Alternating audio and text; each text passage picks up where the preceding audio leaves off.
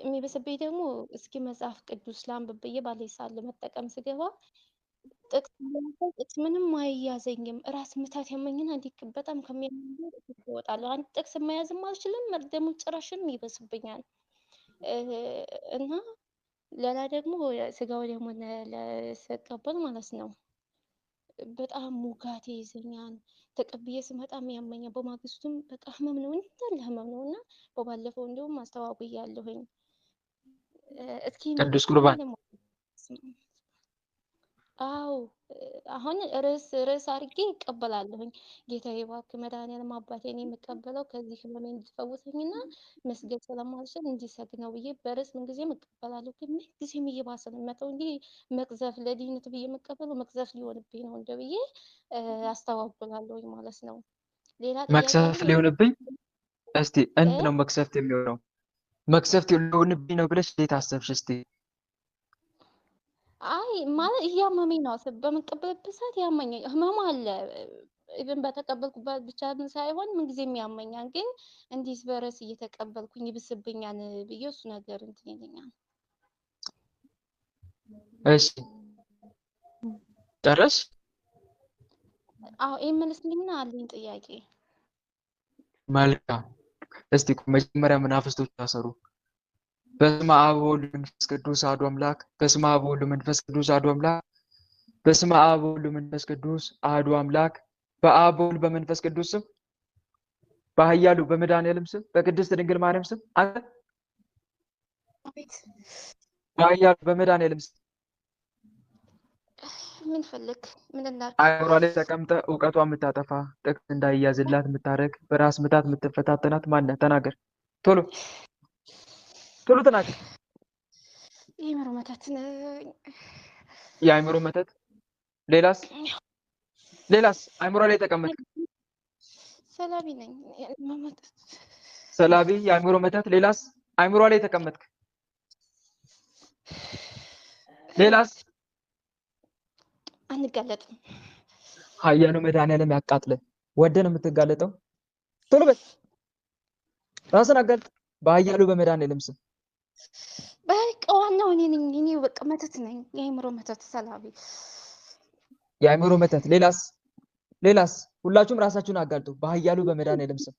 ሰላም ለዝክረ ስምከ ዘኢረከቡ ተፍጻሚተ መላእክተ ሰማይ ወምድር እለ ለመዱ ስብሐተ መድኃኒዓለም ተወከፍ እንተ አቅረብኩ ንሲተ ዘሰተይከ በእንቲአነ ከርቤ ወሐሞት።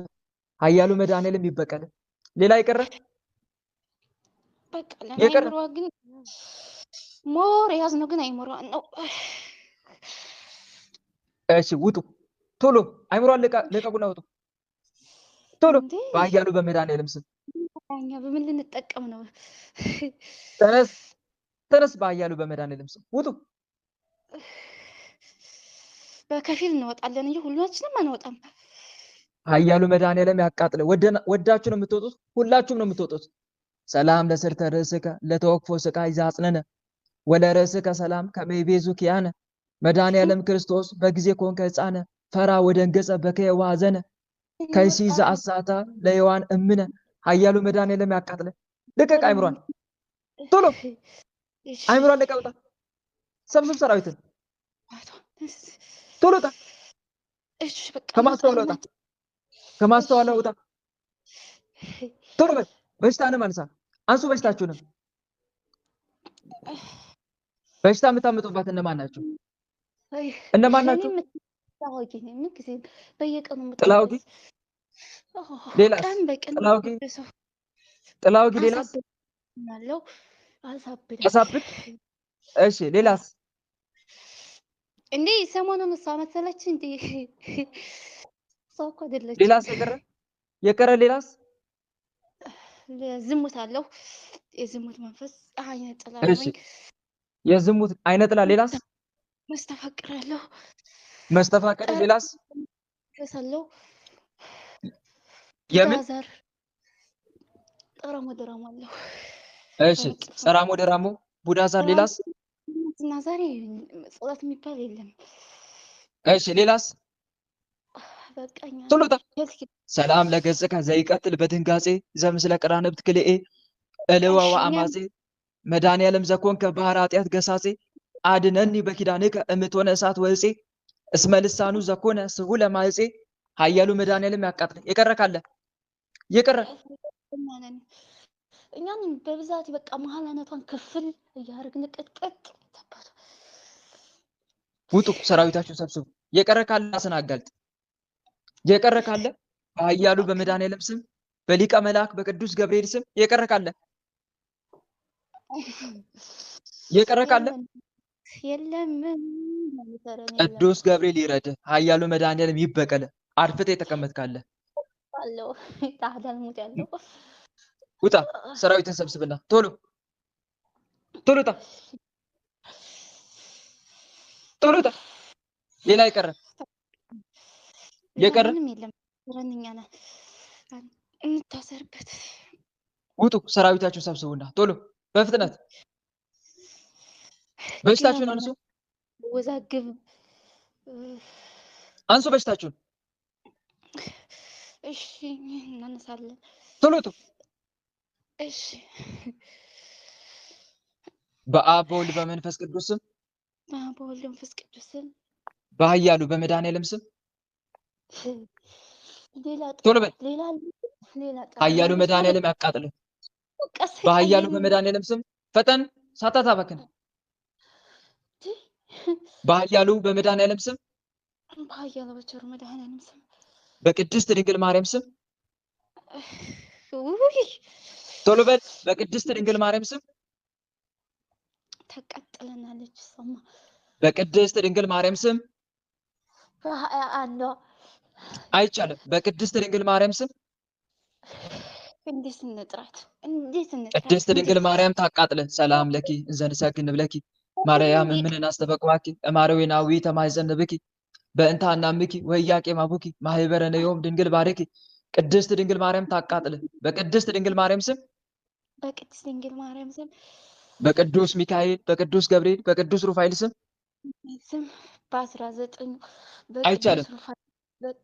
በቅዱስ ሚካኤል በቅዱስ ሚካኤል ስም በቅዱስ ገብርኤል በቅዱስ ሩፋኤል ስም በቅዱስ ገብርኤል በቅዱስ ሩፋኤል ስም ሁላችንም ከነሰራዊታችን በሽታችን አንስተን ተቃጣን። እንዴት እንቻለኛ ከአይምሯ ከመላ ሰውነቷ ወተን ከአይምሯ ወተን እስከምንሸኝ ድረስ ምንም ስራ ላንሰራ ሰማይና ምድር በፈጠረ በአጋዕዝተ ዓለም በቅድስት ሥላሴ ስም ከነሰራዊታችን ግንባር ላይ በትምህርተ መስቀል ታስረን ተገዝተናል። አንፈታተናትም። ቅድስት አንፈታተናትም። ቶሎ በል። አንፈታተናትም። ኃያሉ መድኃኔዓለም እጥፍ ድርብ አድርጎ ይበቀለን፣ እስራታችን ያጽናብን። ኃያሉ መድኃኔዓለም እጥፍ ድርብ በቀለን እስራታችንን ያጽናብን። ስንጠራ ቤት እንላለን፣ ምንም ስራ እንሰራ። ስንጠራ ቤት እንላለን፣ ምንም ስራ እንሰራ። ልብ መልሱ ልብ።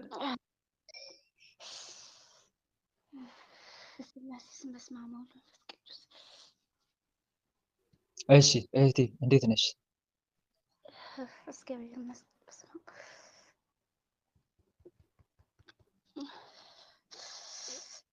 ቅዱስ ቁርባን አታቋርጪ። እሺ እህታለም ይሰማል? ወለተ ማርያም አቤት ወንድሜ። ቅዱስ ቁርባን አታቋርጪ። ለቅስፈት አይደለም የምትቀበየው። ይሄ የአጋንንት ፈተና ነው። እሺ እሺ። ግን ወንድሜ በጣም ነው የሚያመኝ። ማለት እንዴት በረስ እየተቀበልኩ ምንጊዜም እየተከታተልኩ እቀበላለሁ በሳምንት እግዚአብሔር ሲፈቅድልኝ፣ ግን መጥቼ ራሱ ያመኛል። ወጋት ቅዝፍ አድርጎ ነው የሚይዘው ጎኔ፣ ልቤን ጭምር ይዘኛል። እሺ መልካም። አንድ ነገር መረዳት አለብሽ እህታለምዬ፣ ያልተረዳሽው ነገር አለ። ምን መሰለሽ? በሽታ ከሁለት አንጻር ሊመጣ ይችላል ብያቸዋለሁ ከዚህ በፊትም። መናፍስት ያምጡ አይደለም፣ ዋናውን ግን ሀሳቡን ተመልከቱት። ደዌ ሁለት አይነት ደዌ አለ ብያቸዋለሁ አይደል? ምንና ምን? እስቲ አስታውሱኝ። ምንና ምን ደዌ አሉ? ለጸጋ የሚታዘዝ አለ፣ እንዲሁም ደግሞ የመቅሰፍት አለ ማለት ነው አይደለም? ከኃጢአታችን አንጻር የሚታዘዝ አለ። ጸጋ ደግሞ እንድናገኝ የሚታዘዝ ደዌ አለ ማለት ነው ባጭሩ። ይሄ እንደማን ፈቃድ ሊሆን ይችላል? እንደ ፈጣሪ ፈቃድ። ከኃጢአታችን አንጻር የሚታዘዝ ደዌ ለማስተማሪያ ነው፣ ወደ መስመሩ እንድንገባለት ለአምላክ። በትምህርት በምክር አንመለስም ካልን በምን እንድንመለስ? በመከራ በደዌ ተቀጥተን እንድንመለስ ደዌ ሊያመጣ ይችላል። ከኃጢአታችን አንጻር የሚመጣ ደዌ አለ ብያቸዋለሁ ከዚህ በፊትም። ሁለተኛው ደዌ ምንድን ነው? ንስሐ ገብተን ስጋው ደሙን እየተቀበልን በመንፈሳዊ ሕይወት ስንኖር ደግሞ ጸጋ እንድናገኝ። ይሄ ደግሞ እንደማን አይነት ደዌ?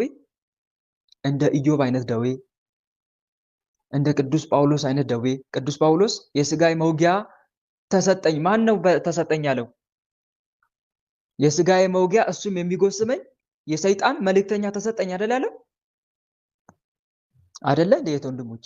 ቅዱስ ጳውሎስ ሮሜ መልእክት ላይ ነው፣ አንደኛ ቆሮንቶስ ምዕራፍ 12 ቁጥር 7 ላይ ገብታችሁ ማንበብ ትችላላችሁ። የስጋዬ መውጊያ። ስለዚህ ከሁለት አንጻር ደዌ ሊታዘዝ ይችላል፣ ይህን እንዳንረሳ። ስለዚህ ከኃጢአታችን አንጻር ወይም ደግሞ ከኃጢአታችን አንጻር ለቅጣት ተምረንበት በዛ ደዌ ማስተማሪያ ሆኖን ወደ መስመሩ እንድንገባ፣ ከጸጋ አንጻር ደግሞ ልክ ቅድስት ማናት ነበረ ኢትዮጵያዊቷ ጻድቅት ማናት? ቅድስት ክርስቶስ ሰምራ እንደታመመችው አይነት ደዌ ማለት ነው። የጻድቃን ደዌያቸው የበዛ እጅግም የከፋ ነው። ነገር ግን ተጋድሏቸውን ወደፊት ያፋጥናሉ እንጂ ወደ ኋላ አይሉም እንደተባለው። በአጭሩ ኦልሞስት 80% ሙሉ ጻድቃን በደዌ 80% የሚያክሉ ገድላት ላይ ከተጻፉት የቅዱሳት መጽሐፍት ላይ ከተጻፉት ማለት ነው። በደዌ የማይፈተን ቅዱስ የለም ልላችሁ ፈልጌ ነው። ይፈተናሉ አብዛኞቹ። እና ዞሮ ግን ለምንድን ነው ደዌ የሚታዘው?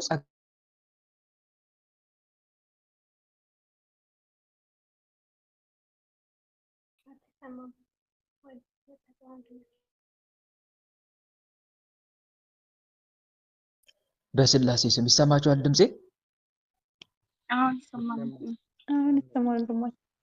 መልካም። ገድል የሚያነብሰው ብዙ ጊዜ በእንደዚህ አይነት ጥያቄ ግራ አይጋባም ልላችሁ ፈልጌ ነው። እንዲህ አይነት ነገር ሲመጣ ለምሳሌ አባ ኪሮስን አላያችሁ? አባ ኪሮስ ይቆርባሉ፣ ምን ይላሉ? ይጋደላሉ። እንደነሱ 57 ዓመት በዓት ዘግቶ የተጋደለ የለም። ተጋድለዋል በዓት የሰው ፊት ሳዩ። ግን በጣም ከባድ የሆነ ደዌ ይታመሙ ነበረ። ከሰውነታቸው ሁሉ ደም እየፈሰሰ። አላነበባችሁም ገድላቸው? እንደው ሊያርፉ ሲሉ መቼ ነበር? የነሐሴ ነው ሐምሌ ላይ ገድላቸውን አንብባችሁ ከሆነ በጣም ደዌያቸው ከፍቶባቸው ሁሉ አልነበረም? ንገሩኝ እስቲ አንብባችሁ ከሆነ ደም ሁሉ ከሰውነታቸው ይፈስ ነበር እና በህመሙ በጣም እየተጨነቁ ነበር። ከዛ ጌታ መድኃኔዓለም ለወዳጄ ያዘጋጀውለትን ለወዳጄ ለኪሮስ ያዘጋጀውለትን አክሊል ወይም ክብር ብታውቁ ኖሮ ከማሳዘን ይልቅ ባስደሰታችሁት ነበረ ብሎ ሁሉ እየገሰጻቸው ነበረ፣ አጠገቡ ያሉትን ቅዱሳንን ማለት ነው። እና ይሄ ደዌ ከምን አንጻር ነው? ጸጋን እንዲያገኙ ከማድረግ አንጻር ወይስ ከቅጣት አንጻር ነው? ንገሩኝ እስቲ። ከምን አንጻር ነው? ጸጋን ከማግኘት አንጻር ነው ማለት ነው። እና ይሄንን በደንብ የሚመልስልን የእህታችን ጥያቄ የሚመልሰው ገድላት ቅዱሳን መጽሐፍት ይመልሱልናል ማለት ነው። እና ከዚህ አንጻር ነው። ስለዚህ ታለም እኔ አሁን አንቺን እንደ አንድ ወንድም የምመክርሽ ንስሐ ገብተሻል፣ ጥሩ ነው። ስጋው ደሙን እየተቀበልሽ ነው፣ ጥሩ ነው። ስለዚህ እግዚአብሔር አምላክን ሱባኤ ግቢና ምን ብለሽ ጠይቂዋለሽ? ጌታ ሆይ እኔ ማስተካከል ያለብኝ ነገር ካለ እንዳስተካከል እባክህ እርዳኝ።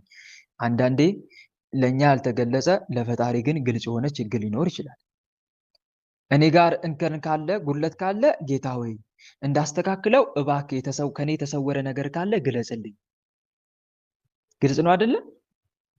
ግለጽልኝ፣ ያንን ነገር ግለጽልኝና አምላኬ እሱን አስተካክዬ በአንተ ፊት ራሴን ላዘጋጅ በመንግስት በመጣ ጊዜ የበቃ ሆኜ እንድገኝ እያልሽ ትማጸኛለሽ። ይሄ ደዌስ የመጣው ከምን አንጻር ነው ብለሽም ጠይቂ። ሱባኤ ግቢና እሺ። ወለተ ማርያም ደዌ ከኔ ላይ ሊነሳ ያልቻለው ይኸውልሽ፣ ደዌ ከኔ ሊነሳ ሊርቅ ያልቻለው ከምን አንጻር ነው? ማስተካከል ያለብኝ ነገር ወይም ጌታ ሆይ አንተ ፈቃድ ከሆነ ይሄን ደዌ የሚቋቋምበት ብርታት እንድትሰጠኝ ነው የምማጸንህ በይው። እሺ ምን እንድትሰጠኝ? ብርታት እንድትሰጠኝ። የአንተ ፈቃድ ከሆነ በዚህ መከራ እንድፈተን ከሆነ ልክ እንደ ቅድስት ቴራኒ ማለት ነው። ሰማዕቷ ቅድስት ቴራኒን አላያችኋትም? መንፈሳዊ ፊልሟን እስቲ ያየ ንገሩኝ። ያየ የቅድስት ቴራኒ አላያችሁም? አይታችኋል አይደል? አይተናል ወንድማችን። እንዴት ከባድ በሆነ ስቃይ እየተሰቃየች እንደነበር እንዳሳለፈች ገዳማዊ ሕይወትን መርጣ መንኩሳ ሁሉ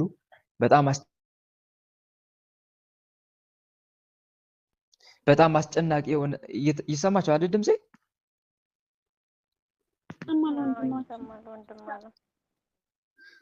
በጣም አስጨናቂ የሆነ ደዌ ይዟት ግን እንደ ሰማዕትነት ተቆጥሮላት ያንን መከራ ሁሉ ትታገስ እንደሆነ እመቤታችንም እየመጣች እንደምታጽናናት እንደውም ከገነት ፍሬ ሁሉ ይዛ እያመጣች ተሰጣት ነበር። እና ዞሮ ዞሮ ከዚህ አንጻር ነው። አሁን እሷ ምን ነበር ደዌው በጣም አስጨናቂ ግን ምን ብላ ነው የምትማጸነው? ይህንን ደዌ የምታገስበትን ብርታት ጽናት ስጠኝ እያለች ትማጸን ነበር። ልክ ይህም የእግዚአብሔር ፈቃድ ከሆነ እህቴ ወለተ ማርያም ደዌውን የምቋቋምበት ብርታት አቅም ስጠኝ አምላኬ።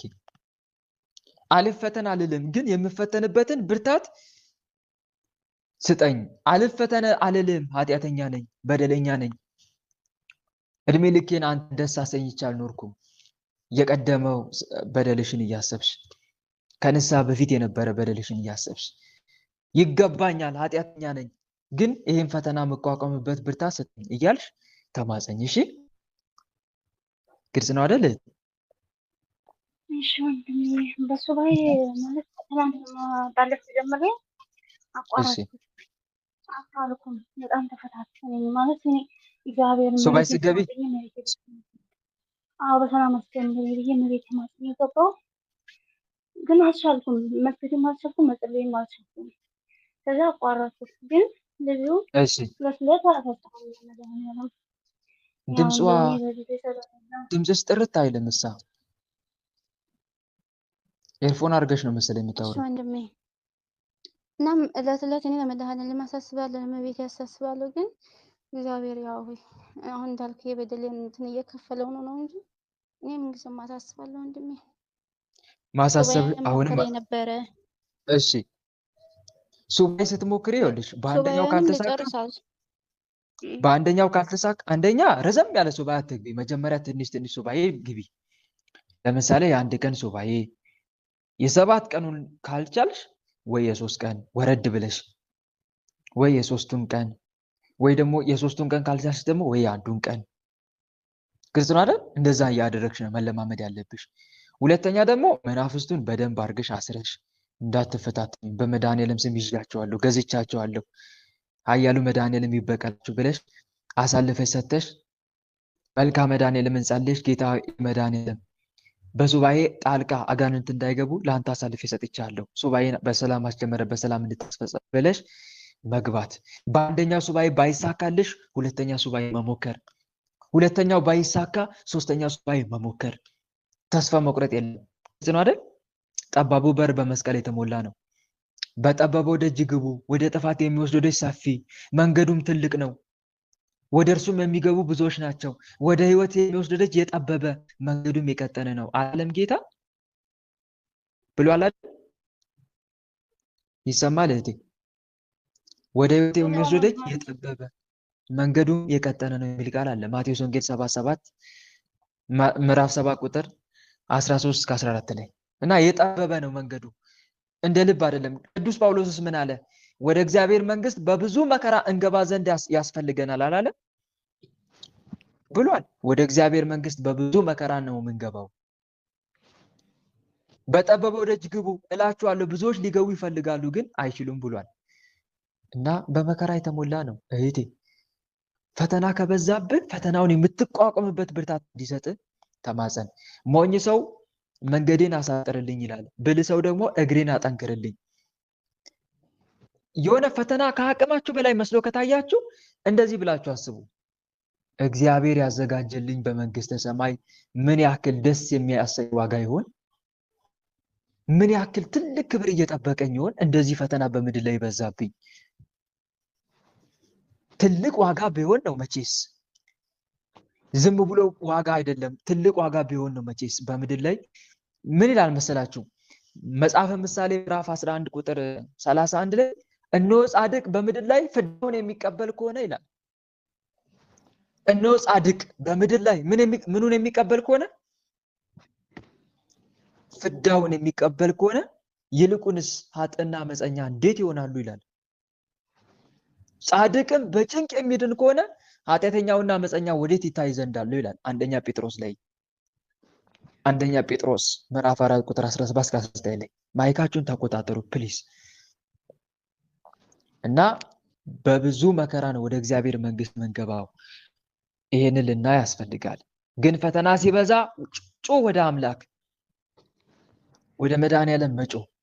ቅዱስ ቁርባን ደግሞ እንደዚህ አይነት ሐሳብ ሲያሳስብሽ በጭራሽ እንዲህ አይነት ሐሳብ እንዳታስቢ። ከእንግዲህ ማይካችሁን ዝጉ። አይሰማም ድምጼ? የሚረብሸኝ ድምጽ አለ፣ ለዛ ነው። ማይካችሁን ተቆጣጠሩ። እና ለቅጽበት ነው የሚል ሐሳብ እንደዚህ አይነት ቅጽበት የመጣው ከዲያብሎስ ነው እንጂ ከአንቺ አይደለም እህቴ። ለቅጽበት ነው ብለሽ እንዳታስቢ በጭራሽ። ሰው ንስሐ እየገባ እንዴት ለቅጽበት ነው ብሎ ያስባል? የሚቀበለውን ስጋና ደም መቀበል ደግሞ በነገራችን ላይ ስጋና ደም ደግሞ ስንቀበል የሚታመሙ ማይሉ የማይታመሙ የሚፈወስም አለ። ታሞ የነበረ የሚፈወስበት ጊዜ አለ። ጤነኛ የነበረ ደግሞ የሚታመምበት ጊዜ። ለምን? ጤነኛ የነበረው የሚታመመው ለምንድን ነው? መጀመሪያ ውስጥ ያደፈጡ ዛር መናፍስት ተቃውሞ ሲያሳዩ፣ መጀመሪያ አድፍጠው ህይወቱን ሲያመሰቃቀሉ የነበሩ ዛር መተት፣ ሌሎችም ቡዳ፣ ዛር መናፍስት ተቃውሞ ሲያሳዩ ሰው ለጊዜው ጊዜያዊ የሆነ ህመም ሊታመም ይችላል። በሽተኛ የነበረውስ ስጋው ደግሞ ሲቀበል መፈወሱ ከምን አንጻር ነው? እግዚአብሔር አምላክ እምነቱን አይቶ እምነቱ እንዲጸናለት ስጋው ደሙን ቶሎ ቶሎ መቀበል እንዲለማመድ ሲያበረታታው ጥሩ መንገድ ላይ ያለው ሲለው ከዚህ አንጻር ሊፈወስ ይችላል። እና ይህንን መረዳት መቻል አለብን ለማለት ያክል ነው። እና እንደዚህ አይነት ክፉ ሐሳብ የዲያብሎስ እንጂ አንቺ አይደለም እቴ። ለቅጽበት ነው የምትቀበይ የሚለውን ሐሳብ ከአንቺ አውጭ። እንደውም ስትቀበይ በህመም የሚፈትንሽ ከሆነ አብዝተሽ ነው መቀበል ያለብሽ። ምክንያቱም አላው ተስፋ ለማስቆረጥ ነው። ቢችል ተስፋ ለማስቆረጥ ነው፣ አይችልም እንጂ። እና ይሄን ይመስላል። በተረፈ በርቺ እኔት። እና ደግሞ እንደዚህ አይነት በህመም የሚፈታተንሽ ከሆነ ደግሞ በውስጥ አውሪኝ። እንደዚህ ተስፋ አስቆራጭ የሆነ ነገር ከሆነ እየታመምሽ ዝም አትበይ። ወይም ደግሞ እዚህ ግሩፕ ላይ አለ አይደል፣ ቀን በቀን እየገባው ነው። እግዚአብሔር ይመስገን መድኃኔዓለም ብርታቱን ሰጥቶኝ ከ7 ሰዓት እስከ 9 ሰዓት እየገባው ነው። ስለዚህ የዛን ሰዓት ጠብቀሽ መግባት፣ ማሳሰር፣ ቶሎ ቶሎ መናፍስቱን ታድሶ የመጣውን ቶሎ ማሳሰር፣ አድፍጦ የሚዋጋ ቡዳም ሆነ የገባውን ቶሎ ቶሎ ማሳሰር እየገቡ በየጊዜው። እኔ ጋር ራሱ ባይሆን ሌሎች አባቶች እንደዚሁም ጸጋ የበዛላቸው እህት ወንድሞች አሉ አይደለም፣ እነሱ ጋር የሚሆን ማሳሰር፣ የሚታሰረው ማሳሰር፣ የሚሸኘውንም ማሸኘት አሉ እኮ። በቴሌግራም የሚያገለግሉ አባቶቻችን አሉ። እነ ቀሲስ ሄኖክ ተፈራ፣ እነ ቀሲስ ሄኖክ ወልደ ማርያም ይገባሉ አይደል? ቅዳሜ ባልሳሳት አይገቡም? የሚገቡ ይመስለኛል አይደል? ስለዚህ እሱ ጋር ሄዶ የሚታወቁ ጋር ነው ግን መሄድ ያለብን። እሺ፣ ዝም የማይታወቀውም ጋር መሄድ የለብንም ፕሊስ። አሉዋ የሚያጭበረብሩም ሰዎች እንዳሉ ይሄ ግልጽ ነው። ስለዚህ ማንኛውም ሰው ጋር ሳይሆን የሚታወቁ አባቶቻችን ጋር ሄደን መናፍስት የሚታሰረው ማሳሰር፣ የሚሸኘው ማሸኘት፣ ከቻልን ደግሞ ራሳችንን ማሰር። እርስ በርስ ተደጋገፉ እንጂ ወንድሞች፣ እርስ በርስ ተደጋገፉ። የበረታው ያልበረታውን ያበርታው። ቅዱስ ጳውሎስ እኮ ብሏል ገላትያ መልእክት ላይ ምዕራፍ 6 ቁጥር 2-3 ላይ ከናንተ አንዱ የአንዱን ሸክም ይሸከም ይላል።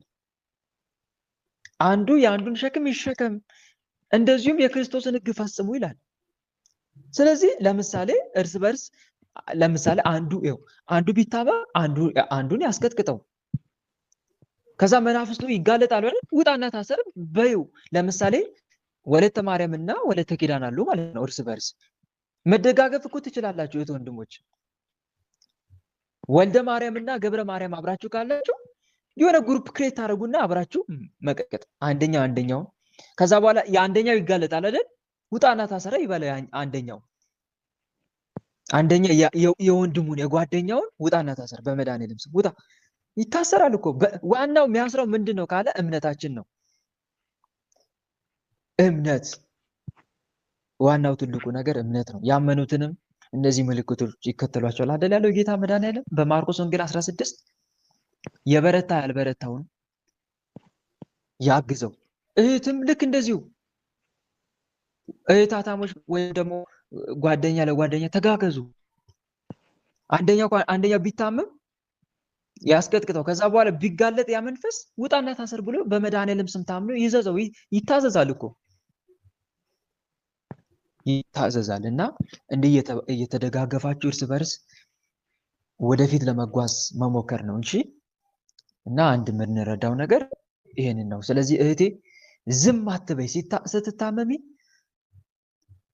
አንደኛ ቅጣት ቀውት መንፈሱን ምታሳመመኝ እያለችው አሁን ለምሳሌ እንበልና አንድ መንፈስ የሆነ ሰዓት ጠብቆ የሆነ የውጋት ስሜት እንዲሰማቸው ያደርጋቸዋል እንበል። የሆነ ሰዓት ታይም ጠብቆ የሚወጋችሁ ከሆነ እንዲህ የምትወጋኝ መንፈስ ስራን አቁም ውጣና ታሰር ትልሉታላችሁ አይደል? ከዛ ትቀጡታ። አሁንም ተመሳሳይ እንዳታመጣ ብላችሁ ማስጠንቀቂያ ትሰጡታላችሁ። ካመጣ መልሳችሁ ደግሞ ትቀጡታላችሁ። ጠብቆ የመበቀል ስራ ማለት ነው። ያኔ ያቆማል ያ መንፈስ። ልክ ታችን ቅድም በትዳሯ ላይ 7 ሰዓት ሽኝት ላይ ሰምታችሁ ከሆነ በምን ቀጣችኝ አለው? መልካ ቅዱስ አቡነ አረጋዊን ገድል መልክ እየጸለየች ቀጣችኝ፣ በትዳር ህይወቷ ጣልቃ ስገባባት እንዳለው ቀጣችኝ። እኔም አቆም። አያችሁ አይደል? ሲቀጣ ያቆማል። እና በዚህ መልኩ ማድረግ እና ደግሞ ወዲያው ስላላቆም ችግሩን መንፈሱ ተስፋ አለመቁረጥ ቶሎ ብሎ ብዙዎቻችን እንደዛ ነው የምናደርገው። ተስፋ እንቆርጣለን። በቃ እንደዚህ አይነት ነገርም እንዳይኖር ለማለት ያክል ነው። በተረፈ በርቺ፣ እግዚአብሔር ያበርታሽ። እና ደግሞ አይምሮሽን እንዳትይዥ የሚያደርግ ከሆነ ደግሞ አስቀድመሽ መልክ መጸለይ፣ ቅዱስ ዑራኤልን እርዳኝ በይው። መልኩን ጸለየሽ አንተ የእውቀት መልአክ ሊቀ መልአክ ቅዱስ ዑራኤል ሆይ አይምሮዬን እየተቆጣጠረ የሚይዘውን የአይምሮዬ መተት ሌሎችንም መናፍስት አይምሮ ላይ ተቀምጠው እንዳይረብሹኝ ጥቅስ እንዳልይዝ የሚፈታተኑኝ መናፍስት አንተ አሳልፌ ሰጥቻለሁ፣ ተበቀል፣ ስራቸውን አስቁምልኝ እያልሽ ምን ማድረግ?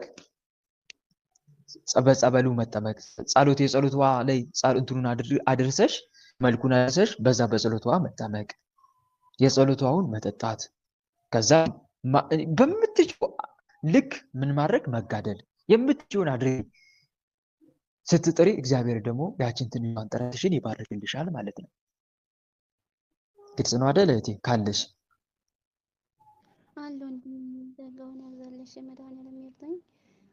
ድምፅሽ ግን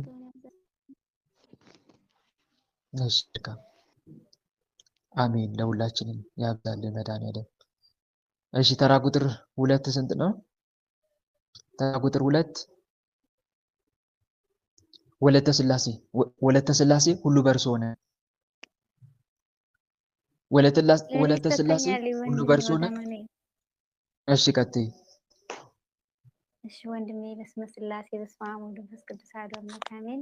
ከሆነ ያብዛልህ በቤታችን ወንድም አለም አሜን። ግን አድ እያደረጋችሁ እሺ እህት ወንድሞች፣ ሌሎቻችሁ ትምህርቱን የምትከታተሉ አድ እያደረጋችሁ ቢያንስ አንዳንድ ሰው የድርሻችሁን ተወጡ። እሺ ግሩፓችንን እናሳድገው።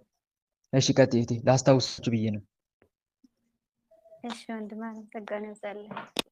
የኔ ጥያቄ በወንድሜ ዙሪያ ነው ማለት በቤተሰቦቼ ነው። እሺ ጥያቄ ትንሽ ወንድም ነበረኝና ፋኖ ብሎ ያኔ ውጊያ ገባና ከዚያ ሲመለስ ፋኖ ከርሞ ወደ ቤተሰቦቹ ሲመለስ መንገድ ላይ ከሰከረ ሰው ጋር ተገናኝቶ ተጋጩና ገደለው ማለት ነው። በካሪያ ማለት ነው ተጋደሉ። ያው የኔ ወንድም ሞተ ማለት ነው። ያነ ሰክሮ ነው፣ የኔ ግን አልሰከረም። ግን ያንቺ ወንድም ነው የሞተው? የኔ ነው የሞተው፣ አልሰከረም። የኔ ወንድሜ አልሰከረም። ከውጊያው ቆይቶ ወደ ቤተሰብ ላይ ሲሄድ መንገድ ላይ የሆነ መስመር ላይ ተገናኝተው ሲያወሩ ሰክሮ ሲያየው የኔ ወንድም ሰው ለሀገሩ እየተጋደለ አንተ እዚህ ትሰክራለህ እንዴ ሲለው ይሄን ምን ስትለኝ አንተ ህፃን እንዴት ይሄን ትለኛለህ ትላንት እንትን ብለህ ብሎ ከዚያ አንዳንድ ሲባባሉ ዱላ ተናሱና ከዚያም በቢላዋ ሲዋጉ የኔ ቀድሞ ሞተ ማለት ነው። እሱም ተወግቷን ግን እሱ ድኗን በሐኪም የኔ ግን ሄደ። እናም እንደዚያ ሆኖ ቤተሰቦቼ የደም ብር ተቀበሉ ማለት ነው። ለወንድሜ የነፍስ ዋጋ ማለት ነው ተቀበሉ። ግን ብር ተቀበሉ የነፍስ ብር። እሺ ብሩን ተቀብለው አኑረውታን ካሳ ማለት ነው። አዎ ወደ 100,000 ብር ነው እንደዚያ ነው የተቀበሉትኝ። ከዚያ ሁላችንም ከተረጋጋም በኋላ እኔም በስደት ነው ያለሁትና በዚህ ነው የተነገረኝ።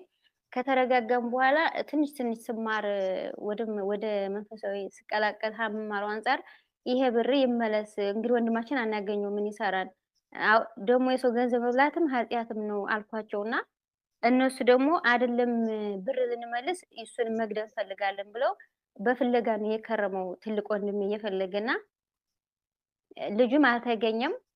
ቤተሰቦቼ ደግሞ ዓለማዊም ስለሆኑ ያውቁትም የኔ ነገር ገጠር ናቸውና ብሩ እስካሁን ድረስ እንደተቀመጠ ነው። ከገደሉ ብሩን ሊመልሱ ካልገደሉ ደግሞ እንበላለን ነው የኔ ቤተሰቦች ማለት ነው። ግን ታርቀዋል፣ በቤተሰብ እንደዚህ በሽማግሌ ታርቀዋል። እና ይሄ እንደዚህ መቀባበል ኃጢያት ነው ወይስ ያኔ በሃይማኖት የተፈቀደ ነው ወይስ የኛ ቤተሰብ እንደ ህግ ተጠቅመውት ነው? እኔ ደግሞ ብሩ እንዲመለስ ፈለኩኝ። ምን ትለኛለህ በዚህ ዙሪያ? እሺ መልካም እህታምዬ፣ ከመጀመሪያ ግን የሚያስጨንቀው አልነበረም። ሊያስጨንቅሽ የሚገባው ነገር ትልቁ የሚያስጨንቀው ነገር ወንድሜ እንዴት ሞተ ከመናፍስት ውጊያ አንጻር ስለሆነ ማለት ነው። ውይይታችን ከመናፍስት ውጊያ አንጻር ስለሆነ የመናፍስት ውጊያ በዚህ መሀል ላይ ተሳትፏቸው ምንድን ነው የሚለውን ብናየው መልካም ነው። ከዛ በኋላ ስለ ካሳው ማውራት እንችላለን። እዚህም ጥያቄ አለኝ ወንድሜ፣ ይቅርታ ጥያቄም አለኝ። ሁለት ጥያቄ ነው ይዤ የመጣሁት፣ ግን ያው ይሄን ቶሎ ብዬ ጠይቄ ነው እንጂ በዚህ ዙሪያም ጥያቄ አለኝ። ስለ ግድያውም ማውራት እንችላለን። ከዛ በኋላ የመጀመሪያው ነገር ምንድነው ተባለ። በነገራችን ላይ ወንድሞች በጦርነት ሰበብ ሰዎች እርስ በርስ እንዲገዳደሉ እንዲጨፋጨፉ ዓላማው ሌላ ሊሆን ይችላል። ሀገርን ለመጠበቅ ሊሆን ይችላል። ሌላም ዓላማ ሊሆን ይችላል። ብቻ ግን ብዙውን ጊዜ ሰበብ እየፈጠሩ እርስ በርስ የሚያገዳድሉ ደም የሚያፋሱ መናፍስት እነማን ናቸው ከተባለ ዛር መናፍስት ናቸው። ሌላ ነገር የለውም። ዛር ናቸው። ቤተሰብ የዛር መናፍስት። ያኔ ድሮ ዶሮ፣ በግ፣ የተለያዩ ነገሮች ግብር የለመደ መንፈስ የለም። ሲያድግ የሰው ደም ግብር መጠየቅ ይጀምራል። እርስ በርስ ምክንያት ፈጥሮ ጦርነት እንዲፈጠር ያደርጋል። እርስ በርስ ማገዳደል እና የዲያብሎስ እዚህ ጋር ዋና ታርጌቱ ምንድነው ከተባለ ደም ነው። በቃ ደም ሲፈስ ማየት ያረከዋል ዲያብሎስ። ያኔ ታስታውሳላችሁ? ደም መፍሰስ የተጀመረው መቼ ነው? በመጽሐፍ ቅዱስ ላይ ከመጽሐፍ ቅዱስ አንጻር ንገሩኝ። የማን ደም ነው ለመጀመሪያ ጊዜ የፈሰሰው? በቃ በአቤል ጊዜ ነው አይደል? የአቤል ደም ነው አይደል የፈሰሰው? ደም አፍሳሹ ደግሞ ማን ነው? ቃየል። እግዚአብሔር አምላክ መጀመሪያ አስጠንቅቆት ነበረ። ተጣሉ በሆነ ምክንያት። የሚጣሉበት ምክንያት ሌላ ነው፣ ግን ዋና ዲያብሎስ ዓላማው ምንድነው? ደም እንዲፈስ ማድረግ ነበረ። በሰዓቱ ደም እንዲፈስ ማድረግ ነበር። ማይካቸው ተቆጣጠሩ እና መስዋዕት አቀረቡ። መስዋዕቱን ደግሞ እግዚአብሔር አምላክ አቤል ልቡም ንጹህ መስዋዕቱም ንጹህ ስለሆነ ወደ አቤልና ወደ መስዋዕቱ ተመለከተ። ቃየል ግን ልቡም ክፉ ነው፣ መስዋዕቱም ደግሞ የተበላሸ ነው። ስለዚህ ወደ ቃየልና ወደ መስዋዕቱ አልተመለከተም። በዚህ ቃየል ተናደደ። በወንድሙ ላይ ቀና። የቅናት መንፈስ ሆኖ ገባበት። ያኔ ዲያብሎስ የቅናት መንፈስ ሆኖ ገባ። ከዛ ደም ፈለገ ያ መንፈስ። ከዛ እግዚአብሔር አምላክ የሚመለከተው ቃየልን ብቻ ሳይሆን ቃየል ላይ ሆኖ ደም የሚያክለፈልፈው መንፈስንም ጭምር ነበር እግዚአብሔር የሚመለከተው። ቃየል እንዴ በሰራው ኃጢአት ባሰብከው የቅናት ሐሳብ እኮ ዲያብሎስ በአንተ ላይ ያንዣበበብ ነው።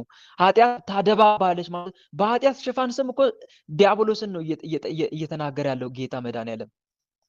ኃጢአት ታደባባለች በዙሪያዋ ማለት እኮ ዲያብሎስ ያፈነፈ ነው ሊሰለጥንብህ ማለት እኮ ነው። ግብር እየፈለገ ነው አንተ ላይ ሆኖ ማለት እኮ ነው በሌላ አነጋገር። እና እሷ በአንተ ላይ ሳትነክስብህ አንተ በእሷ ላይ ንገስባት አለ። ዲያብሎስ በአንተ ላይ ሊነክስ እየፈለገ ነው። ምን አድርጎ? ኃጢአት አሰርቶ። ስለዚህ አንተን ኃጢአት አሰርቶ በአንተ ላይ ከመንገሱ በፊት አንተ ቀድመ በሱ ላይ ንገስበት። ምን ሰርተ? ጽድቅ ስራ ሰርተ፣ ልብህን ንጹህ አድርገ፣ የተሻለ ጥሩ መስዋዕት አቅርበ ንገስበት በዲያብሎስ ላይ ማለቱ ነው። ግን ቃየል ያንን አደረገ? ምንድን ያደረገው? የእግዚአብሔርን ምክር ሰማ? አልሰማም። እና ወደ ሜዳ እንውጣለንና ከዛ ድንጋይ አንስቶ አቤልን ፈነከተው። አቤል በጽድቁ ሞተ።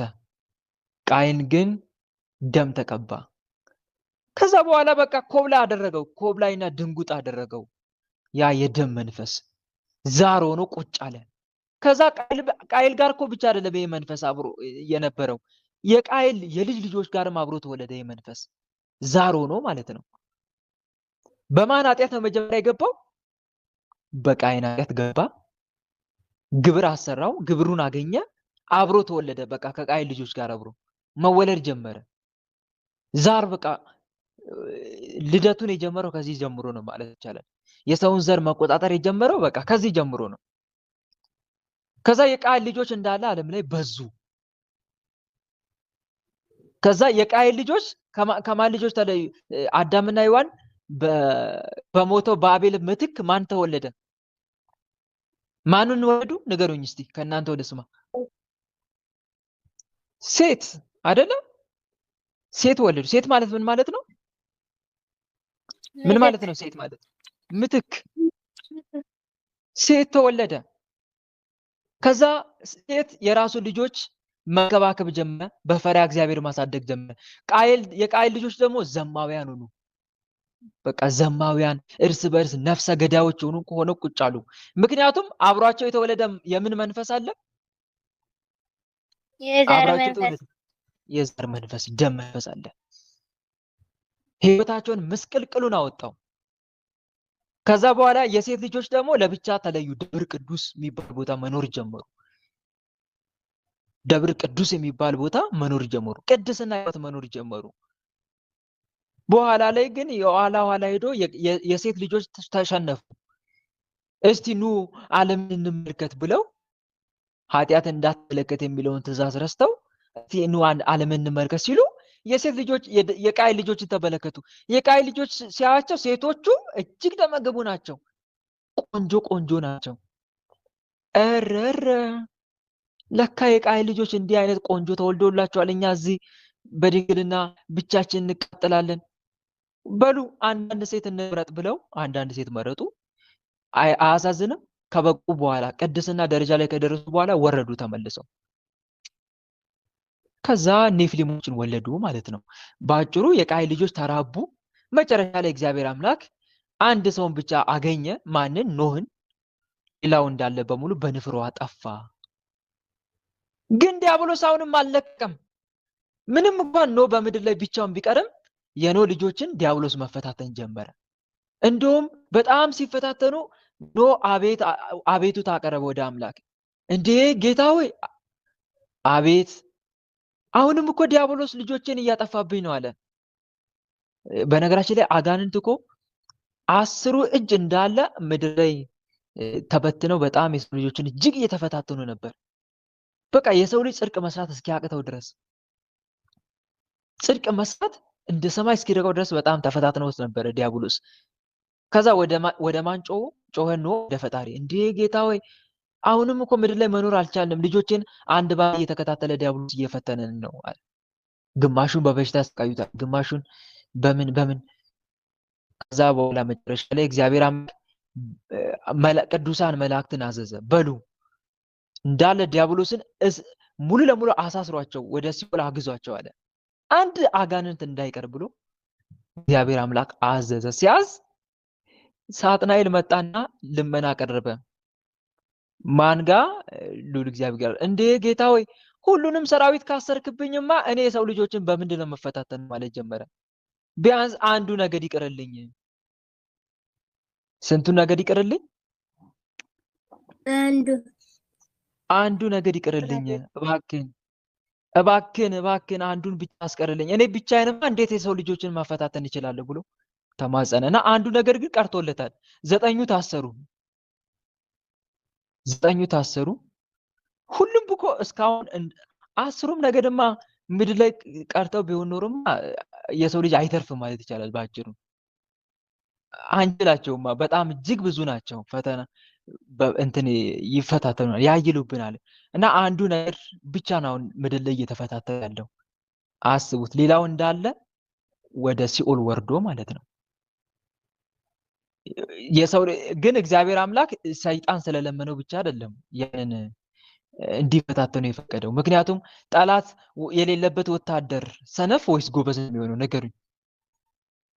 ጠላት የሌለበት ወታደር ሰነፍ ነው አይደል የሚሆነው? አይበረታም፣ ሰነፍ ነው የሚሆነው። ጾም፣ ጸሎት፣ ስግደት አያውቅም እንዴ? ብዙዎቻችን እኮ አብዛኞቻችን ወደ መንፈሳዊ ሕይወት የመጣ ነው እኮ ፈተና ስለገጠመን ነው አይደል? ተሳሳትኩኝ? ፈተና ስለሚገጥመን አይደል? በምድር ላይ እየተፈተንን ስለሆነ ነው ለጸሎት ለስግደት የተሰለፈው እንጂ ፈተና ባይኖር ኖሮ በጣም የሌለ ሰነፎች ነበር የምንሆነው። እግዚአብሔርን ጭራሽ አናመሰግነው ማለት ይቻላል። እና ለዛ ነው ልላችሁ ፈልጌ ነው፣ የእግዚአብሔር ፈቃዱም ጭምር ስለሆነ ነው። እና ከዛ አንጻር መሆኑን ልብ ልንረዳ ይገባል። ዞሮ ግን ምን ልላችሁ ፈልጌ መሰላችሁ? ያኔ ቃየልን ደም ሲያፋስስ የነበረ አሁንም የኖህን ዘር ተከትሎ መጥቶ አሁንም ጭምር ደም ያፋስሳል። ግን ማን ላይ ነው የሚሰለጥነው? የክፉ መንፈስ ከፈጣሪ ፈቀቅ ያሉ ሰዎች ላይ ነው። ከፈጣሪ ፈቀቅ ያሉ ሰዎች፣ ከንስሐ ሕይወት የራቁ እግዚአብሔርን ማያውቁ አምልኮ ሕይወት የሌላቸው እነኚህ ሰዎች እየተከታተለ ዲያብሎስ ደም ያፋስሳል። ዛሬም ይኸው ትውልዱን ተከታትሎ ደም ያፋሰው እሱ ነው። እና እኔ ጥያቄ ልጠይቅሽ እዚህ ጋር ቤተሰቦችሽ፣ ወንድምሽም በይው ቤተሰቦችሽ እንዴት ነው መንፈሳዊ ሕይወታቸው? እስቲ ንገሪኝ። ንስሐ ያውቃሉ? ስጋው ደግሞ ጾም፣ ጸሎት፣ ስግደት አለ ወይስ የልማድ መንፈሳዊ ሕይወት ነው ያለው? የልማድ ሕይወት ነው ክርስትና?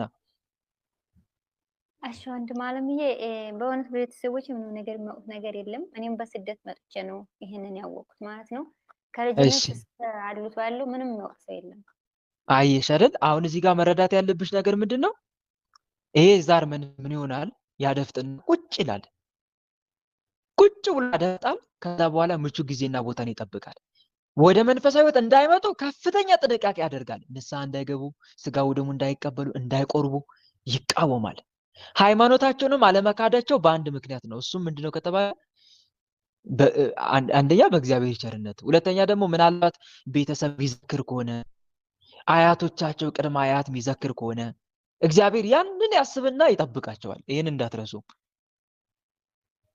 ዝክር እኮ ስንዘክር ወንድሞች የኛ ዘክረው ዝክር ለኛ ብቻ እንዳይመስላችሁ የሚጠቅመን ለልጅ ልጅ ልጅ ልጅ ጭምር ይጠቅማል። አይታችኋል አይደል? ለእነ አቡነ ገብረ መንፈስ ቅዱስ እግዚአብሔር ቃል ኪዳን ገባ እስከ 10 ትውልድ፣ እስከ 12 ትውልድ፣ እስከ 15፣ እስከ 55፣ እስከ 100 እያለ ቃል ኪዳን ይገባላችኋል አይደል? ተመልከቱ። ዝክር ሲዘክር ያ ሰው አንድ ሰው ለምሳሌ አያት ወይም ቅድመ አያት ሊሆን ይችላል። ያ ሰው ጠንቅቆ ዝክሩን ከዘከረ በዛ ሰው ዝክር ምክንያት የልጅ ልጅ ልጅ ልጅ ልጅ ይጠበቃል። ምናልባት ሃይማኖቱ ላይ ሰነፍ ሊሆን ይችላል፣ ግን ይጠበቃል። ዞሮ ይሄን እንዳትረሱ። ከዛ አንጻር ሊሆን ይችላል እስካሁንም እንደዚህ በጣም ቀላል ነው አጭሩ ከመንፈሳዊ ሕይወት ቢኖሩም ክርስትና ውስጥ እንኳን ያሉበት ከዚህ አንጻር ሊሆን ይችላል ለማለት ፈልጌ ነው። እና ዞሮ ዞሮ ግን አጋንንቱ አሳቻ ሰዓት ምቹ ጊዜና ቦታን ይጠብቃል፣ አልፎ ይጠብቃል። ከዛ ልክ እንደዚህ አይነት ጦርነት፣ እርስ በርስ መገዳደል ነገር ሲፈጠር አጋጣሚ ተጠቅሞ የኃጢአት ግብሩን እያገኘ ኃይል እያሰበ ድንገት ያጋድላል ማለት ነው። ታዲያ ሲያጋድል ዛሩ ነው የሚባለው ወይስ አጋጣሚ ተጣልተው ተገዳደሉ ነው የሚባለው? እስቲ መልሱልኝ። ሰው ሁሉ ምንድን ነው የሚያስበው?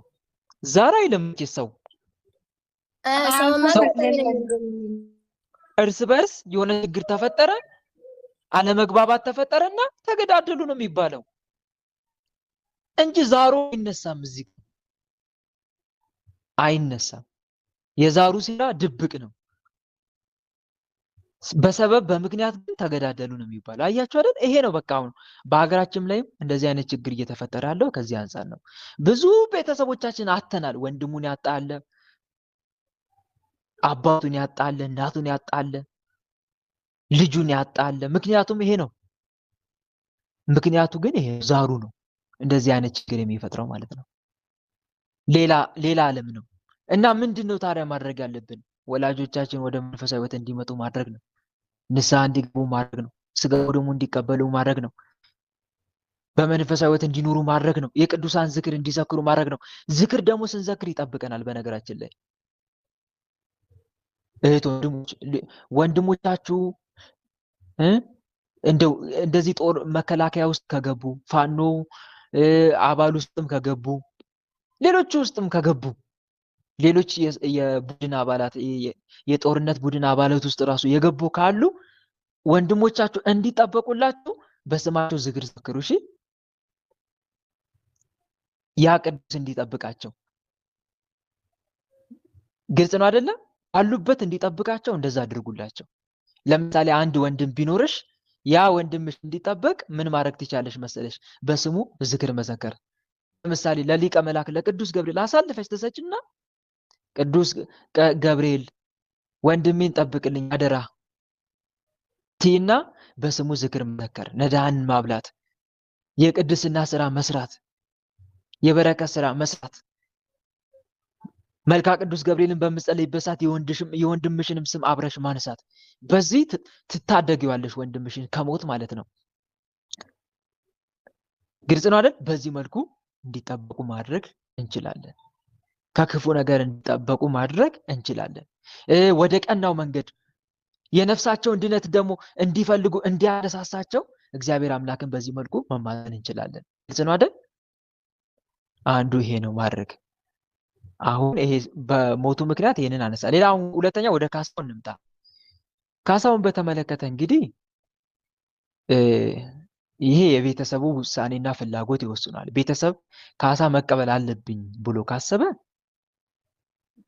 ይቀበል፣ አይቀበል ብዬ አልደመድምም። ወይም ደግሞ ስለተቀበለ ኃጢአት ነው አልልም። ግን ይሄን ነገር ተቀብሎም ግን ቂም የሚይዝ ከሆነ አሁንም መግደሉን የሚያሳስብ ከሆነ ይሄም ችግር ነው። ይሄ ከባድ ነው። ስለዚህ ምን መሆን አለበት? ቢቻል ካሳውንም ባይቀበል እግዚአብሔር አምላክን ጌታ ሆይ የልጃችንን ነፍስ እባክን አድነው፣ እኛ ከአንተ ነው የምንጠብቀው። በመናፍስት ጋር ሲጀምር የነቃ ካሳ ራሱ የሚባለው ነገር አያስበውም። ገንዘቡ ቢመጣም የወንድሙ የልጃቸው የወንድም የእናንተን የልጁን ነፍስ አይቀጥልለትም። ግን በአንድ ሳይድ መመልከት እንችላለን። ያ ቤተሰብ ምናልባት ያ ወንድም ቤተሰቡን የሚያስተዳድር ከሆነ ቤተሰቡን የሚያስተዳድር ከሆነ በሞራል እንኳን ምን መሆን አለበት? ያ ቤተሰብ መካስ አለበት። ከዚህ አንፃር ካየ ነው ለማለት ፈልጌ ነው። ነገር ግን እነኚህ ሰዎች በመንፈሳዊ ሕይወታቸው የሚያስቡ ከሆነ ሃይማኖተኞች ከሆነ ለሃይማኖታቸው የሚያደሉ ከሆነ ይሄ ካሳ የልጃችንን ነፍስ አይቀጥልልንም፣ ይልቁንም ልጃችሁን እግዚአብሔር ይማረላችሁ በሉልን ብለው ካሳውን ከተውትም በጣም የተሻለ አደረጉ። እጅግ የተሻለ አደረጉ፣ ጠቀሙ። ካሳም እንኳን ቢቀበሉ ያንን ካሳ እንደው እንትን ቢያደርጉበት፣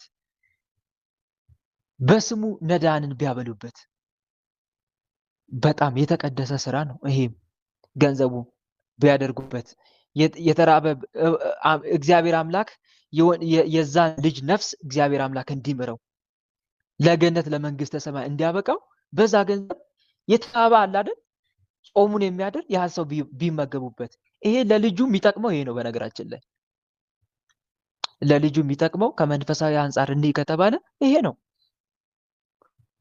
አንድ ሰው በሞተ ሰው ስም የተራበ ሰው በልቶ ዛሬ ጠግቦ አደረ ቀላል እንዳይመስላችሁ ወንድሞች፣ በእውነት በጣም ትልቅ ስራ ነው። በሱ ስም የተራበው ጠግቦ ከዋለ ወይም ካደረ እና ይሄንን ብናደርግ ለሱ የበለጠ ይጠቅመዋል። የሚጠቅመው እሱ ነው እና ከዚህ አንፃር ቢመለከቱት መልካም ነው እንደኔ። ግልጽ ነው አይደል እህቴ? ይሄን ይመስላል። እሺ ወንድሜ እግዚአብሔር አክብርልኝ። ተረድቻለሁኝ። ሰዓት ካልጨረስኩ አንድ ጥያቄ ልጠይቅ ልጨምር። ሌላ ጊዜ ትጠይቂያለሽ የታለምዬ። ሌሎችንም እስቲ እናሳትፋቸው። በጣም ብዙዎች ጥያቄ ተራ ቁጥር እየደረሳቸው ስላልሆነ እነሱንም ጭምር እንዲደርሳቸው እናደርገው መልካም ነው። ሌላ ጊዜ ጠይቂያለሽ። አሜን አሜን እህቴ። እስቲ ጸዳለ ወለተ ስላሴ ተራ ቁጥር 3 ጸዳለ ወለተ ስላሴ ከሌለሽ ተራ ቁጥር 4 ላምሪ አመተ ስላሴ ላምሪ። እሺ ተራ ቁጥር 5 እኔ ነኝ መሰለኝ ወንድማችን። ተራ ቁጥር ማን ነው? ሳሙኤል ነው ወይስ ማን ነው? ኤደን የጊዮርጊስ ልጅ ኤደን የጊዮርጊስ ልጅ ቀጥይ። ኤደን የጊዮርጊስ ልጅ ተራ ቁጥር 5 እሺ 5 ኤደን የጊዮርጊስ ልጅ ነው እኔ ጋር የሚለው። እስቲ ሌሎቻችሁ ጋር አላውቅም። አድሚኖች እንደዛ ነው? አድሚኖች ቼክ አድርጉ እስቲ። ኤደን ናት አይደል እኮ? እኔ ጋርም ኤደን ነው የሚለው። አንቺ ጋር ተሳስተሽ ነው እህቴ፣ ወተሽ ግቢ። አሊያም ከሊንክ በፊት ጽፈሽ ይሆናል። እሺ ተራ ቁጥር 5 ኤደን የጊዮርጊስ ልጅ ከሌለች ተራ ቁጥር 6 ክብር አለኝ ነገር ክብር ባለኝ ነገር አለ ወንድሜ ገብቻለሁ። እሺ ቀጥይ እህቴ። እሺ ወንድሜ የኔ ጥያቄ እኔ በጣም ያው ከእናንተንም ስለምከታተል ብዙ ችግር አለብኝ እውነት ለመናገር፣ ግን አሁን ጊዜ ካልበቃ የኔን ትቼ ወደ ወንድሜ ልሄድ ብዬ ነውና እኔ በህይወቴ እንዳለ በቃ አሁን ሞር እንትን እያልኩ ስመጣ ወደ ሃይማኖቱ የበለጠ እየቀረብኩ ስመጣ በጣም ፈተና አለብኝ ገጥሞኛል ወንድሜ ስራ ቦታ። እሺ ምን አይነት ፈተና ነው የሚገጥምሽ እህቴ? ግልጽ አድርግልኝ። እሺ አሁን ስራ ቦታ እሰራለሁ። አሁን እኔ የምኖረው ውጭ ነውና እኔም ባለቤት የምንሰራለን። አሁን የበለጠ ወደ ሃይማኖቱ ስንገባ አሁን እሱም ስራ ትቶ ቤት ቁጭ ብሏል። እኔም ደግሞ የስራ እሰራለሁ። ሁለታችንም እንሰራ ነበር። አሁን ከስራ በቃ ልባረር ትንሽ ነው የቀረኝ። በሙሉ በቃ አብረውኝ የሚሰሩት በሙሉ በቃ በምንም ምክንያት እኔ ምክንያት ሆናለሁ። እኔ በቃ ጥላቻ መንፈስ አለና ጫፍ ደርሻለሁ ለመባረር ማለት ነው። እንደገና ጓደኞች አብረውኝ የሚሆኑ በሙሉ እኔ በማላውቀው ሁኔታ በሙሉ ተነሱብኝና በቃ ልክ መጥፎ ሰራተኛ አይነት ነገር ሆኜ በቃ ጫፍ ደርሼ በቃ የመባረር አይነት ጫፍ ላይ ነኝ እና አሁን እሱ በቃ አሁን እባረራለሁ ብዬ ሌላ ቦታ እየሞከርኩኝ በሌላ ጊዜ ባለ ጊዜ በቀላሉ ነው ስራ የሚገኘው አሁን በእኔ በሙያዬ ማለት ነው። አሁን አንድም ሁለትም ሞከርኩኝ። ሁለቱም በጣም በሚገርም ሁኔታ በቃ ተበላሸብኝ ሁለቱም ማለት ነው። ይሄ በጣም ስቸገር ጊዜ በዚህ ስራዬ ለመቀየር ከአቅሜ በላይ ስለሆነ ሁኔታው ሰላምም የለምና በቃ አሁን እባረራለሁ እያልኩ ስሳቀቅ ሌላ ስሞክር አንድም ሁለትም ሌላ ጊዜ ቢሆን ምንም በቃ ተፈልጌ ነበር የምገባው። ሁለቱም ተበላሸብኝና አሁን በቃ ጫፍ ላይ ነው ያለሁት በስራ ረገድ። ባሌም በተለያየ ምክንያት ስራውን ሆልድ ተደርጎበት ቁጭ ብሏል። በጣም ልጆቼ አሁን ልጄ አንድ 12 ዓመት ልጅ አለችኝ። እንግዲህ በዚህ ሀገር ቶሎ ስለሚያድጉ ሴታዊ ግዴታዋ 12 ዓመት ጀምሯታልና ልጆቼን በተለያየ ፈተና ስለሚፈትኑ ለማቁረብ ስወስድ እንኳን በየሳምንቱ የ12 ዓመት ልጅ ናት እንግዲህ ልጄ የመጀመሪያ ልጄ በየሳምንቱ ፔሬድ ታያለች። በየሳምንቱ አሁን ላቁርባት ስወስድ ፈተና በጣም የተለያየ ፈተና ያለው እንዳይበዛ ላሳጥር ብዬ ነውና በቁርባን ይቁረቡ ብዬ በጣም ተከታትዬ ሳቆርባቸው እቺ አሁን ፔሬድ የጀመረችው ልጄ በየሳምንቱ ፔሬድ ይኖራታል እና በቃ ምንድነው ብዬ እንትን ስል እስከ በቃ አረጋግጣለሁ እኔ ምን ላድርግ ማሚ ትላለች እና በየሳምንቱ ፔሬድ አይባታል። ማቁረብ ልጆቼን እንኳን ማቁረብ አልቻልኩኝም። በእኔም ህይወት በጣም ከባድ ፈተና ላይ ነኝና እናንተ የምትሉትን ያው ጥያቄ ደርሶኝ ስለማያውቅ ሁሌ እሰማለሁ። እናንተን ተከትዬ ማደርገውን አደርጋለሁ። ግን ፈተናው ትንሽ እንትን አለኝ እና የእኔ ጥያቄ ይሄ ነው። ግን ከምንም በላይ ወንድሜ በጣም የተቸገረ ወንድም አለኝ። ወንድሜ ይሄንን ከመለስክ በኋላ ብትመልስልኝ ደስ ይለኛል። አለዛ ጊዜ ከሌለ የኔን ተወት አድርገህልኝ እኔ አትሊስት ስለምሰማ ስለምረዳ ስለምሰግድም እግዚአብሔር ችለዋለሁ እና ግን ወንድሜ በጣም የተቸገረ ወንድም አለኝ። ወንድሜ ጊዜ እንዳልይዝባችሁ መጀመሪያ ጥያቄውን ሳታቀርቢ ነበር እህቴ እንደዛ ማለት። ከዛ ወይ አስቀድመሽ የወንድምሽን ጥያቄ ማስቀደም ከዛ በኋላ አንቺን ጥያቄ ማስከተል ሰዓት ሲኖር እንደዛ ነበር። አሁን ግን እስካሁን ሳዳምጥ የነበረው የአንቺ ጥያቄ ብቻ ነበር አይደለም? ይሁን። አዎ መልካም። ደርሶኝ ስለማያውቅ በቃ መጠቀሜ ነው። ይቅርታ። እሺ እዚህ ጋር መረዳት ያለብሽ አንድ ነገር አለ። ስራ ስገባ ስራው ይበላሽብኛል። እሱም እንደዛው አይደላልሽ? የትዳር አጋርሽ ነው? አዎ። እንደዚህ የሚያደርገው ለምዬ አንደኛ ገርግር አይነጥላ ምን አልኩሽ? ገርግር አይነጥላና የእድል መተት እነኚህ ናቸው በዋናነት ቢፈታተኑት። ገርግር አይነጥላና የእድል መተት። አንደኛ የእድል መተት እንደ ቤተሰብ ከተላከ፣ ሁለተኛ ደግሞ ገርግር አይነጥላ። እነኚህ መናፍስቶች እጅግ በጣም ህይወታችን ቁም ስቃይ ነው የሚያደርጉት።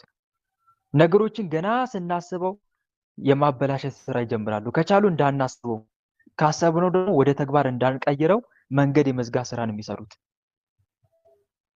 እንደዚህ አይነት ነገር ችግር ይፈጥራሉ። ሌላ ጸባያችንን ጭምር ይቀያየራሉ። አንድ ሰው ሆነን ሁለት አይነት ማንነት እንዲኖረን፣ ራሳችን ሳናቅ በተደበላለቀ ማንነት ውስጥ እንድንኖር ያደርጉናል። ሌላው ሰውን ሁሉ ራሱ ጭምር እንዲያከቡብን ያደርጋሉ። እነኚህ መናፍስት ገርግር አይነጥላ የድል መተት አሉ። ሰውን ሁሉ ያከፉብናል። እንኳን የገዛ ቤተሰቦቻችን እንኳን ሰውን ብቻ አይደለም የገዛ ቤተሰቦቻችን በእኛ ላይ እንዲጨክኑ እኛ መርዳት ይልቅ በእኛ ላይ ክፉ እንዲያስቡ ለማድረግ ይሞክራሉ። ምናችንም በሰው ዘንድ እንዳይደድም ያደርጋሉ። ሌላው ተምረን እንኳን በተማርነው ትምህርት ተቀጥረን እንዳንሰራ ማንም የሚያገኘውን የቀን ስራ ሁሉ እንዳናገኝ ሁሉ ያደርጋሉ። በስንት ትግል ተወዳድረን ያገኘነው የስራ እድል ከንቱ እንዲሆንብንም ያደርጋሉ። ለሰዎች የሚሳኩ ነገሮች ሁሉ ለኛ ተግረው አልሳካ ይሉናል። እነኚህ መናፍስት አሉ። የትዳር የእድል መተትና በስራ ላይ ሊሆን ይችላል። እንዳልፍላቸው አድርግ ተብሎ የተላከ መተትም ሊሆን ይችላል። ግልጽ ነው አይደል? እንዳልፍላቸው አድርግ። ይሄ በሰው ምቀኝነት፣ ተንኮል የተላከ መተት ሲሆን ነው። ስለዚህ አንቺም እሱም ስራ እንዳታገኙ አውቅ መንገዱን ያጥርባቸዋል ማለት ነው። ዲያብሎስ መንገዱን ምን ያደርግባቸዋል? ያጥርባቸዋል፣ ይዘጋዋል። ይሄ ከዚህ አንፃር ነው። መንገዱን ሲዘጋባቸው ይሄ ነው። ገርግር አይነጥላም ልክ እንደዚሁ ከፊት እየቀደመ እንቅፋት የሚያስቀምጥ መንፈስ ነው።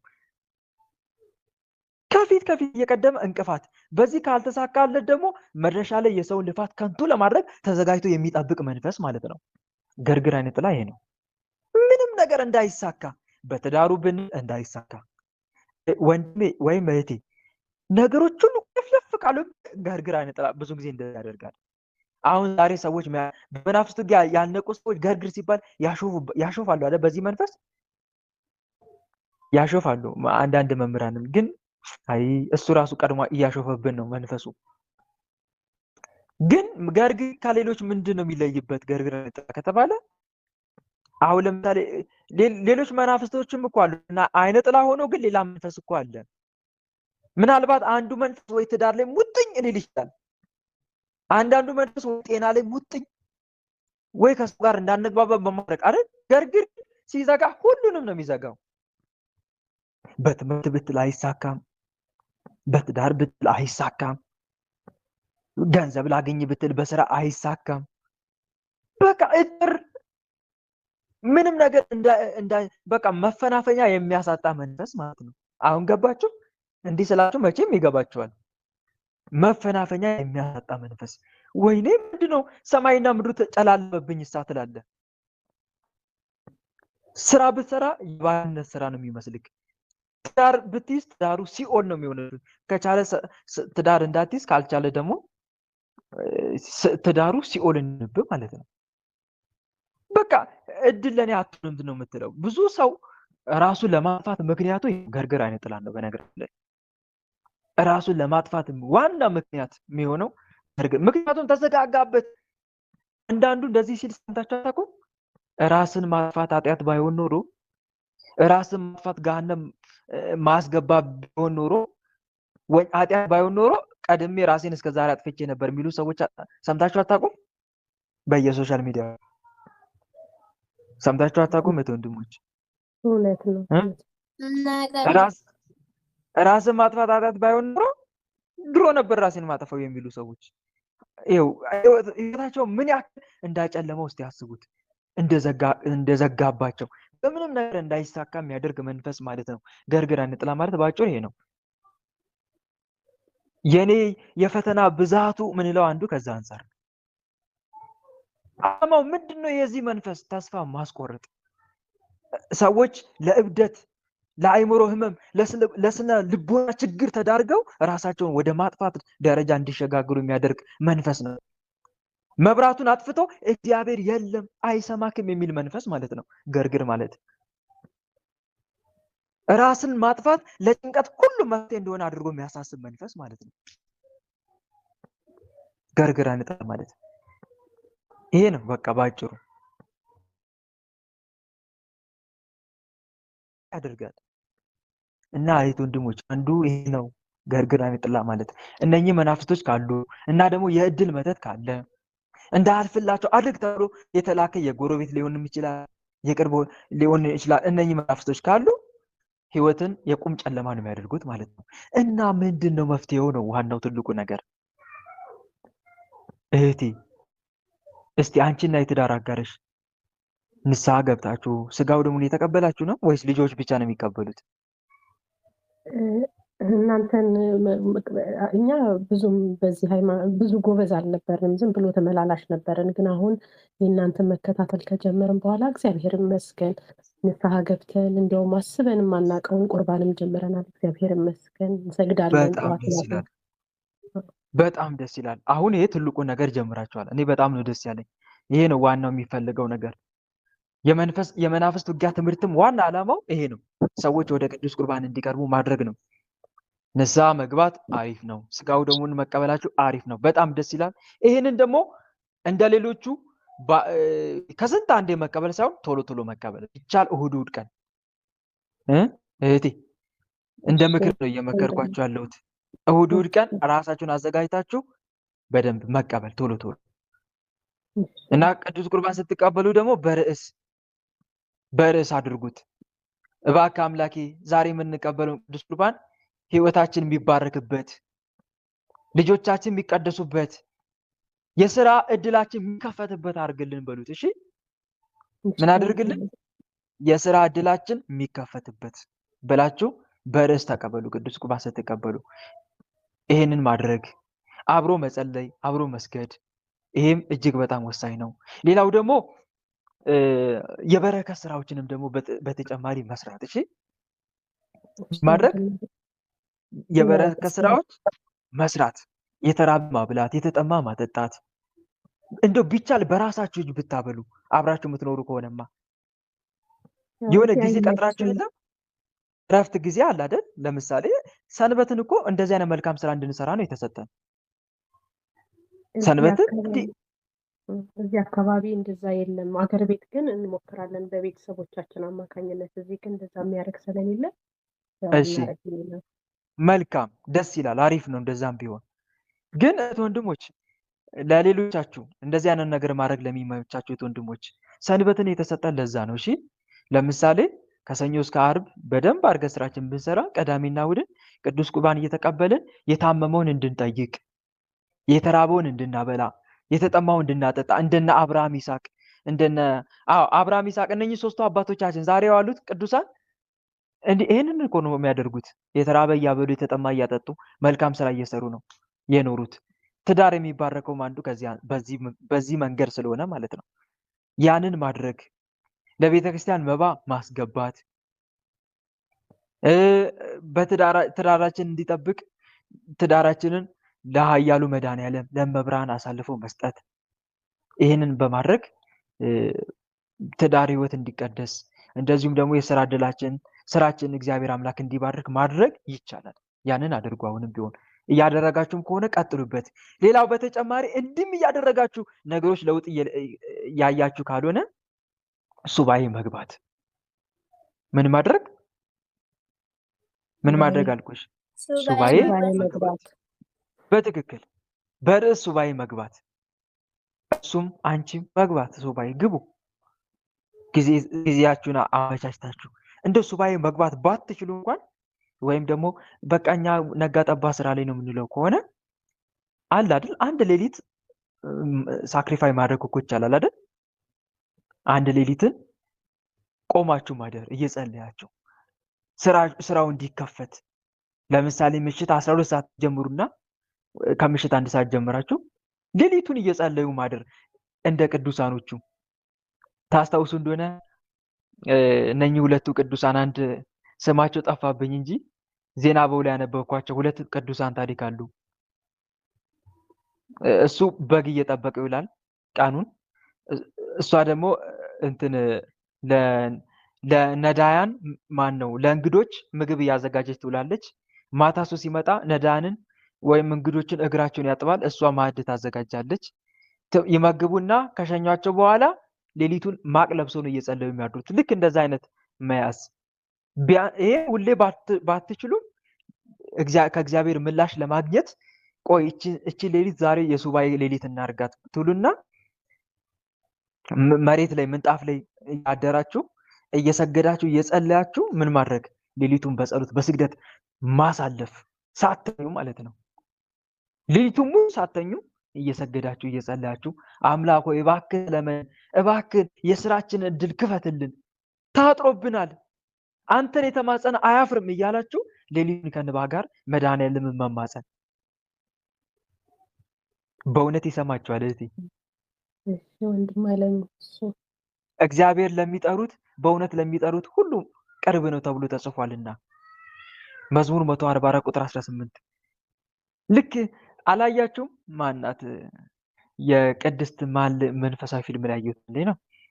የቅድስት ሙራኤል እናት ወላጆች አባትየው ካህን ነው፣ ሚስትየዋ ኢላሪያ ትባላል። አብረው ልጅ ስጠን እያሉ ሲጸልዩ እግዚአብሔር አምላክ ያችን ሌሊት ራእይ ሲያሳየት አላያችሁም? ለቅድስት ኢላሪያ ጸሎትሽን እግዚአብሔር አምላክ ሰምቶሻል ብሎ ስራ ሲሰጥ ልጅ ሲሰጣቸው 2 ሰማዕታት ልጆችን ትወልጃለች ሲላት ልክ እንደዚህ ማለት ነው። አንቺም የትዳር አጋርሽም እግዚአብሔር አምላክ የልባችሁን መሻት እንዲፈጽምላችሁ አጥብቃችሁ ተማጸኑ። ከዛ እግዚአብሔር የልባችሁን መሻት ይፈጽምላል። ከዘገየ የተሻለ ነገር አዘጋጅቶላችኋል ማለት ነው። ሰምተሽኛል አይደል እቴ? ከዘገየ ምላሹ ከዘገየ የተሻለ ነገር ቢያዘጋጅ ነው እንጂ ልጆቹን ዝም አይልም። አባት ለልጆቹ እንደሚራራ እንዲሁ እግዚአብሔር ለሚፈሩት ይራራል ተብሎ ተጽፏል። መዝሙር 100 ቁጥር 13 ላይ ወላጆች እንደሌላቸው ልጆች አልተዋችሁም ዝም ብዬም አልመለከታችሁም ብሏል። ዮሐንስ ወንጌል ምዕራፍ 14 ላይ ቁጥር 18 እና ይሰማችኋል። ከእናንተ የሚጠበቀው ጥያቄውን ማብዛት፣ አብዝቶ መጠየቅ። ምን ያደረጋችሁ? መልካም ስራ እየሰራችሁ ይሄንን በማድረግ መቀጠል ይቻላል። ሌላው ልጄ የወር አበባ በየሳምንቱ ታያለች ብለሽ ነበረ። ይሄም የዛር መንፈስ ነው። አብሮ የተወለደ ዛር ነው እንደሚያደርግ። በነገራችን ላይ የዛር መናፍስ ከልጆች ጋር አብሮ ሲወለድ ልጆች ገና በልጅነታቸው ገና በ8 በ9 በ10 ዓመታቸው አንዳንዱ ጋር ያለ እድሜያቸው ጡት ሳያወጡ በተለይ ሴቶች እህቶቻችን ልጆች ላይ የወር አበባ በተደጋጋሚ እንዲያዩ ያደርጋል። ምክንያቱም ማህፀናቸውን ተቆጣጥሮ ይዞታው ሲያደርግ መንፈሱ አብሮ ማህፀን ላይ ሲያደፍ ሲቀመጥ የወር አበባ በተደጋጋሚ እንዲያዩ እንዲመለከቱ፣ ያደጉ ከሆነ ደግሞ ለወራት ወይም ለአመታት በመሃል የወር አበባቸው እንዲቆም ያደርጋል። ወይም ደግሞ በአንድ ወር ብቻ በተደጋጋሚ የወር አበባቸው እንዲመጣ ወይም የወር አበባቸውን አስቁሞ ያለ እድሜያቸው እንዲያርጡ። ወንዶች ላይ ከሆነ ደግሞ ሴት ዛር አጋንንት ሆነና ወንዶችን ልክ እንደ ሴቶቹ በወር አበባ መልክ በየወሩ ወይም በመቀመጫው በየወሩ ወይም በየአመቱ በመቀመጫው በኩል ደም እንዲፈስ ታደርጋለች። ሴት ዛር አጋንንት ሆነና ማለት ነው። ይሄ ዛር መንፈስ አብሮ ሲወለድ ነው እና ማህፀኑ መቆጣጠሩን አንድ ምልክት እያሳየ ነው። እና ከዚህ አንፃር ነው ዋናው። ግን ለምን ይመስልሻል ቅዱስ ቁርባን እየተቀበለች ከሆነ እንዳትቀበል አላማ አለው ማለት ነው። በነገራችን ላይ ልጆች አንደኛ በረከት ይዘው ይመጣሉ። ልጅ እኮ በረከት ይዘው ይመጣል። ይሄን ታውቃላችሁ ወንድሞች? አንድ ልጅ እዚህ ጋር ሁለት ነገር ላነሳ ፈልጋለሁ። አንደኛ ልጅ ስጋው ደሙን ተቀብሎ ሲመጣ ይሄን ብቻ ሳይሆን ልጅ ራሱ ሲወለድ በረከት ይዞ ይወለዳል እኮ። በነገራችን ላይ አንድ ልጅ ሲወለድ ለዛ ቤት በረከት ይዞ ነው የሚመጣው። ልጅ ሲሳይ ነው፣ በረከትም ጭምር ነው። ሶስት ልጆች ሲወለዱ ሶስቱም እኮ ለዛ ቤት የተለያየ በረከት ምንጭ ናቸው። ለዛ ቤት የበረከቶቻችን ምንጭ ናቸው ልጆች። ለምሳሌ ልጅ ሳይወልዱ ከመኖር መውለድ እኮ ይሻላል። አልወልድም ለሚል ወላጅ አድርሱለት ይሄን መልእክቴን። አልወልድም እያለ የሚያስቸግር ወይ ባል አልወልድም ይላል ወይ ሚስት አልወልድም ትላለች። አብዛኛው ጊዜ ግን ባል ነው አልወልድም የሚለው። በረከት አልፈልግም እንደማለት እኮ ነው። ወንድሜ በረከት አልፈልግም እያልክ እንደሆነ ታውቃለህ። አልፈልግም እያልክ እንደሆነ ወቅ በአንተ በኩል ሊታዘዝ የመጣውን በረከት እያቀረ እንደሆነ አትርሳ። እና አንዱ ከዚህ አንፃር ነው። እና ሶስት ልጆች ቢኖሩ ሶስቱም የተለያየ በረከት እኮ ይዘው ይመጣሉ። እግዚአብሔር ስለ ሶስቱም ልጆች በረከት ይዘው ይመጣል። ታስታውሱ እንደሆነ አብርሃምና ሳራ ልጅ ባለመውለዳቸው በጣም ሲያዝኑ ሲያለቅሱ ነበረ። ግን እግዚአብሔር አምላክ አጋዕዝተ ዓለም ሥላሴ ራሳቸው ቤታቸው መጥተው ተስተናገዱ። የዛሬ ዓመት ልጅ ሰጣለሁ ብሎ እግዚአብሔር ቃል ገባለት። ይስሐቅ ተወለደ። ደስ አላት ሳራ። እግዚአብሔር ሳቅ አድርጎልኛል ብላ ስሙን ይስሐቅ አለችው። በረከት ይዞ ነው የመጣው ታዲያ ይስሐቅ። ከዛ በኋላ ለአብርሃም ቤቱ በበረከት ነው ይሞላለት። ማን አብሮ ሲወለድ ማን ሲወለድ? ይስሐቅ። የሐዘን በሽታ ጠፋ። ከዛ በኋላ አብርሃምና ይስሐቅ ከዛ በኋላ በደስታ ነው ያሳለፉት ይስሐቅ ከተወለደ በኋላ። እና አንድ የምንረዳው ነገር ይሄ ነው። ከጦርነት ሁሉ አርፎ ነበር እኮ ይስሐቅ። ማን? አብርሃም። ምክንያቱም በረከት ነዋ ይስሐቅ። እና ልጆች በረከት ይዘው ይመጣሉ። ደግሞ ልጆች የበለጠ ደግሞ የበረከት ምንጭ የሚሆኑት ቅዱስ ቁርባን ሲቀበሉ። ምን ሲሆኑ? ቅዱስ ቁርባን ሲቀበሉ የበለጠ የበረከት ምንጭ ይሆናሉ፣ ይቀደሳሉ። ስለዚህ ይሄን ለማስቀረት ዲያብሎስ ደግሞ ከኛ በላይ ስለሚያውቅ ልጆች በእንደዚህ አይነት የቅድስና ህይወት ውስጥ እንዳያድጉ ያደርጋል። እንዳይኖሩ ያደርጋል። ተስፋ ለማስቆረጥ አሁን ልክ አሁን በምትነግሪኝ መልኩ ይፈታተናቸዋል። የወር አበባ በየጊዜው እያመጣ ጸባያቸውን እየቀያየረ ለወላጅ ለእናት ለአባት እንዳይታዘዙ እያደረገ ይፈታተናል። አዳምና ሔዋን መንፈሳዊ ፊልም አይታችኋል ወንድሞች? እዛ ላይ ጥሩ ትምህርት ይሰጠናል። አዳምና ሔዋን ብቻቸው ምድር ላይ ተሰደዱ። ከዛ እግዚአብሔር ልጅ ሰጣቸው። ማንና ማንን? ቃየልንና አቤልን። ከዛ እግዚአብሔር ሰጣቸውና ሁለቱም እንዳለመታደል መልካም ልጆች ሆነው አላደጉም። ገና ቃየል ከልጅነቱ ተንኮል ነበረ፣ ተንኮለኛ ነው። እስቲ መንፈሳዊ ፊልም ላይ እዩትማ። ተንኮሉን ጭምር ለማሳየት ይሞክራል መንፈሳዊ ፊልሙ። እሱ መንፈሳዊ ፊልም በጣም ነው የምወደው፣ የአዳምና የሔዋንን መንፈሳዊ ፊልም። እንደውም በተንኮል ሁሉ ያስተምረው ነበረ። ማንን? አቤልን መገሰጽ እየቻለ አይገስጽም ከተንኮሉ ብዛት የተነሳ ቂመኛ ነው። ከዛ ሔዋን በጣም ትደነግጥ ነበረ የቃይልን ተንኮል እያየች። ምክንያቱም አንድ ተስፋ አንግበው ነበረ። እግዚአብሔር በኃጢአታችን ከገነት ቢያባረረን በእነኚህ ልጆች አማካኝነት ወደ ገነት ይመልሰናል ብለው ተስፋ ያደረጉ ነበረ። ከዛ የቃይልን ክፋት ስትመለከት ወይኔ አለች፣ አዘነች። አይ አሁን በእነኚህ ልጆች ነው በቃ ወደ ገነት የምንመለሰው፣ አዳም ፈራውኝ ትለው ነበረ። ምንድን ነው ሲላት፣ ይኸው ተመልከት የቃይልን ክፋት፣ እንዲህ ገና ከልጅነቱ ክፉ ከሆነ ታዲያ በእነኚህ ልጆች እንዴት ነው የምንድነው ትለው ነበረ። ልጅ ናቸው እኮ እያለ ሊያጽናናት ይሞክራል። ከዛ አቤልን ደግሞ መለስ ስትል በአቤል ደግሞ ይጽናናሉ። አቤል የዋህ ነዋ፣ ቅን ነው፣ ፈሪሃ እግዚአብሔር አለው፣ በጣም ደስ የሚል ልጅ ነው። ከየዋህነት የተነሳ እመቤታችን በአቤል የዋህነት ሁሉ ተመስላለች አይደል? የአቤል የዋህት ይላታል መጽሐፍ እኮ ቅዳሴ ማርያም ላይ የአቤል የዋሂቱ አንቺ ነሽ ይላታል። አቤል በጣም የዋህ ነው ሲበዛ። እንዴት አይነት የዋህ መሰላችሁ! ቃየል ደግሞ በዛው ልክ ክፉ ነው። በዛው ልክ እጅግ ክፉ ነበረ፣ በወንድሙ ላይ የሚቀና። የአቤል ሙሉ ትኩረቱ እግዚአብሔርን እንዴት ላገኘው ነው። የቃየል ደግሞ ሙሉ ትኩረቱ አቤልን እንዴት ልበቀለው፣ እንዴት ልብለጠው ነው። በወላጆቹ ሲወደድ አቤል ይቀናል ቃየል። እና ከዛ አዳምና ሔዋን አንድ ቀን ተመካከሩ። ምን አይነት ምክር ተመካከሩ? አረር ልጆቻችንማ ካሁኑ ፈሪሃ እግዚአብሔር ማስተማር አለብን ብለው ማስተማር ጀመሩ። ቃየልን ማን ማስተማር ጀመረ? እስቲ ንገሩኝ። ፊልሙን ያየ ሰው ይሄንን አይጠፋውም። ቃየልን ማን ነበር ሲያስተምረው የነበረው? ሔዋን ወይስ አዳም?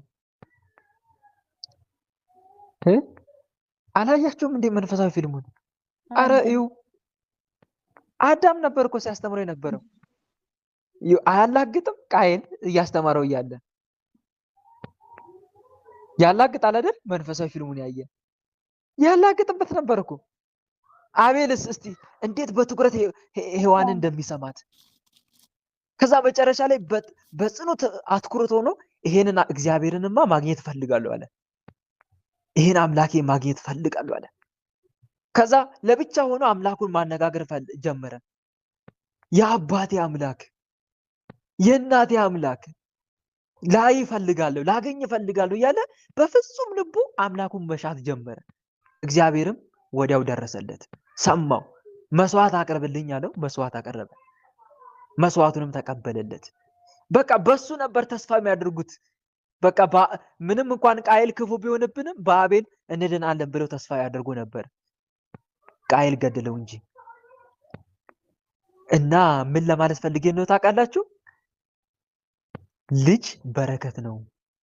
ልጅ ለቤተሰብም ጭምር መዳኛም ይሆናል። በልጆች ምክንያት ብዙ ወላጆች የዳኑ አሉ።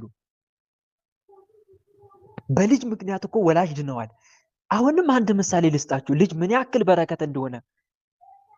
የአባ ሚልኪ አባት አስታወሳችሁት? ስንክሳር እኮ ተማምረን ነበር ከዚህ በፊት። የአባ ሚልኪ አባትና እናት በጣም ሀብታሞች ነበሩ፣ ልጅ ግን የላቸውም። እና ልጆች ትምህርት ይማሩ ነበር። ቁጭ ብለው ሲማሩ እግዚአብሔር ሆይ ወላጆቻችን ጠብቅልን፣ በመንግስተ ሰማይ አስብልን እያሉ ሲጸልዩ ሰማ የአባ ሚልኪ አባት። ወየው ወየው ወየው አለ። ምን ነው ይኸው ልጆች ያሏቸው ወላጆች ተመልከቱ፣ ልጆቻቸው እየጸለዩላቸው ነው። እኔ ከሞትኩ በኋላ እኔ በጸሎት የሚያስበኝ ግን ልጅ የለኝም ብሎ በጣም አዘነ። ወየው አምላኬ እባክህ ልጅ ስጠኝ ብሎ በቃ ሜላ ያዘ፣ ሱባ ያዘ። ከብዙ ደጅ ጥናት በኋላ እግዚአብሔር አምላክ ልጅ ሰጣቸው። ስፍና የምትባል እህቱንና አባ ሚልኪን ሰጣቸው። አያችሁ አይደለም? ይሄንንም ታሪክ ያነሳውላችሁ ልጅ ምን ያክል በረከት እንደሆነ ነው። ይሄንን ዲያብሎስ ጠንቅቆ ያውቃል። በልጅ አማካኝነት እግዚአብሔር ቤተሰብን እንደሚባርክ ዲያብሎስ ያውቃል። ስለዚህ ልጅ በተጣመመ አካሄድ እንዲያድግ ከፍተኛ ውጊያ ያካሂዳል ዲያብሎስ። ቅዱስ ቁርባን እንዳይቀበሉም ያደርጋል። ለዛ ነው እህቴ አሁን ተረዳሽ? ልጅሽን ገና ከልጅነቷ ቅዱስ ቁርባን እንዳትቀበል በወር አበባ የወር አበባ በየሳምንቱ እንዲመጣባት እያደረገ የሚዋጋት የበረከት ምንጭም ጭምር ስለሆነች ነው። ተረዳሻል? እና ምን እናድርግ ነው? ከእንዲህ አይነት ፈተና እንድንድን ምን እናድርግ? ሊቀ መላእክት ቅዱስ ሩፋኤልን ተማጸኑት። ቅዱስ ሩፋኤል አለ አይደል? ኃያሉ መልአክ በማዕፀነ የተሾመ መልአክ እሱን አደራ ስጭው። አንቺም ቅዱስ ሩፋኤልን አደራ ስጭው። ልጄን በወር አበባ የሚያሰቃያትን ክፉ መንፈስ እባክህ ለአንተ ሰጥቻለሁ። ከዛሬ ጀምሮ ቅዱስ ሩፋኤል አንተ ተበቀልልኝ፣ ልጄን ጭምር ለአንተ ሰጥቻለሁ ብለሽ እንዲጠብቃት አሳልፈሽ ስጪው። እሷም መልኩን እንድታደርስ ገድሉ እንድታደርስ እንድትዘክረው አድርጊ። ቅዱስ ሩፋኤል አድነኝ ትበለው በራሷ አንደበት። በተለይ የልጅ ጸሎት ደግሞ ከወላጅ ጸሎት የበለጠ ይሰማል። በነገራችን ላይ የህፃናት ጸሎት፣ ምክንያቱም በንጹህ ልብ ነው የሚጸልዩት። በንጹህ ልብ ነው። ካልተመለሳችሁ እንደ ህፃናት ካልሆናችሁ ወደ እግዚአብሔር መንግስት አትገቡም አይደል ያለው ጌታ መድኃኒዓለም። ምክንያቱም የልጅ ልብ ንጹህ ነዋ እና በንጹህ ልቦና በተሰበረ በንጹህ ልቦና እግዚአብሔር አምላክ እንድትማጸን ቅዱስ ሩፋኤልን ረዳት እንድታደርገው የእሱን እርዳታ እንድትሻ አለማምጃት። ካሁኑ ተማጸኙ። ቅዱስ ሩፋኤል በማጸን የተሾመ መልአክ ነው፣ የሚበቀልሽም ይሄ ነው ዛር ነው ብለሽ ንገሪያት። ከዛ መንፈሱን እንዲይዝላት ትማጸነው። መንፈሱንም ትዋጋው። ገና ከልጅነት ውጊያን አስተምሪያት። አጋንንትን መቃወም አስተምሪያት። በዚህ ታሸንፈዋለች ለማለት ያክል ነው። ይህን ይመስላል። የወንድምሽን ሌላ ጊዜ ጠይቃለሽ። እሺ እህቴ፣ አንድ ጥያቄ ሰው እናስተናግድ። በአንቺ ላይ ጊዜ ናጠፋው ወይም ደግሞ አንገብጋቢ ከሆነ ደግሞ በአድሚኖች በኩል ጥያቄውን አቅርቢልኝ። እሺ፣ በአጭሩ ከ3 ሪከርድ ባልበለጠ። ደስ ይለኛል። እሺ ወንድሜ፣ እግዚአብሔር ይስጥልኝ። አሜን አሜን። እህቴ፣ እሺ ተራ ቁጥር ስንት ነው? 6 ነው? 5 ነን? 7 ነን አይደል? 7 መሰለኝ። ተራ ቁጥር 7 ቅድም ጠርቼ ነበረ። አልገባሽም እንዴ? አልገባሁም ነበረ፣ ይቅርታ። ልክ ልገባ ስል ኔትወርኳ ነው በቃ። መልካም። እሺ ቀጥ እሺ፣ የኔ ጥያቄ ማለት ነው በራሴ ጉዳይ ነው። ግን ድምፅ ከፍ አድርጊ ወይም ኤርፎን ንቀይ። እሺ፣ ይሰማል? አዎ። እስቲ ግን ያው ብዙም ለውጥ ባላየውበትም እኔ በራሴ ጉዳይ ነው ማለት ነው። አሁን ተስተካከለ። ልቤ በጣም ድንድን ያለ ነው ማለት አሁን ምሳሌ የሆነ ለፈለገው ነገር እንጂ እኔ እንደፈለኩ ልቤን አልገዛውም። የሆነ ሰው ሲመክረኝ ራሱ ይብስብኛል። የሆነ ጥፋት ከሆነ የሆነ ምሳሌ አሁን ጥፋት እያጠፋሁ ከሆነ አታጥፊ፣ ጥሩ አይደለም ይሄ እኮ ምናምን ሲሉ በቃ ይብስብኛል። በቃ ክፋትም ይሁን ኃጢአትም ይሁን መልካም ነገርም ይሁን ምንም ይሁን አታድርጊ የተባልኩትን ነገር እስከ ጥግ ፈጄ አደርገዋለሁ ያንን ነገር። ደግሞ እንደዚህ በጸሎት ደግሞ ሰልፍ ጸሎት አድርጊ ምናምን ሲሉ ጓደኞቼ ምን አገባቸው ስለኔ ምን ያገባቸዋል እያልኩ ደግሞ እኔ ጸሎት ምተዋለሁ። በቃ የሆነ ምን ሆኜ ነው እላለሁ። ደግሞ መልሼ ደግሞ ዝም ብዬ እሄዳለሁ በዛ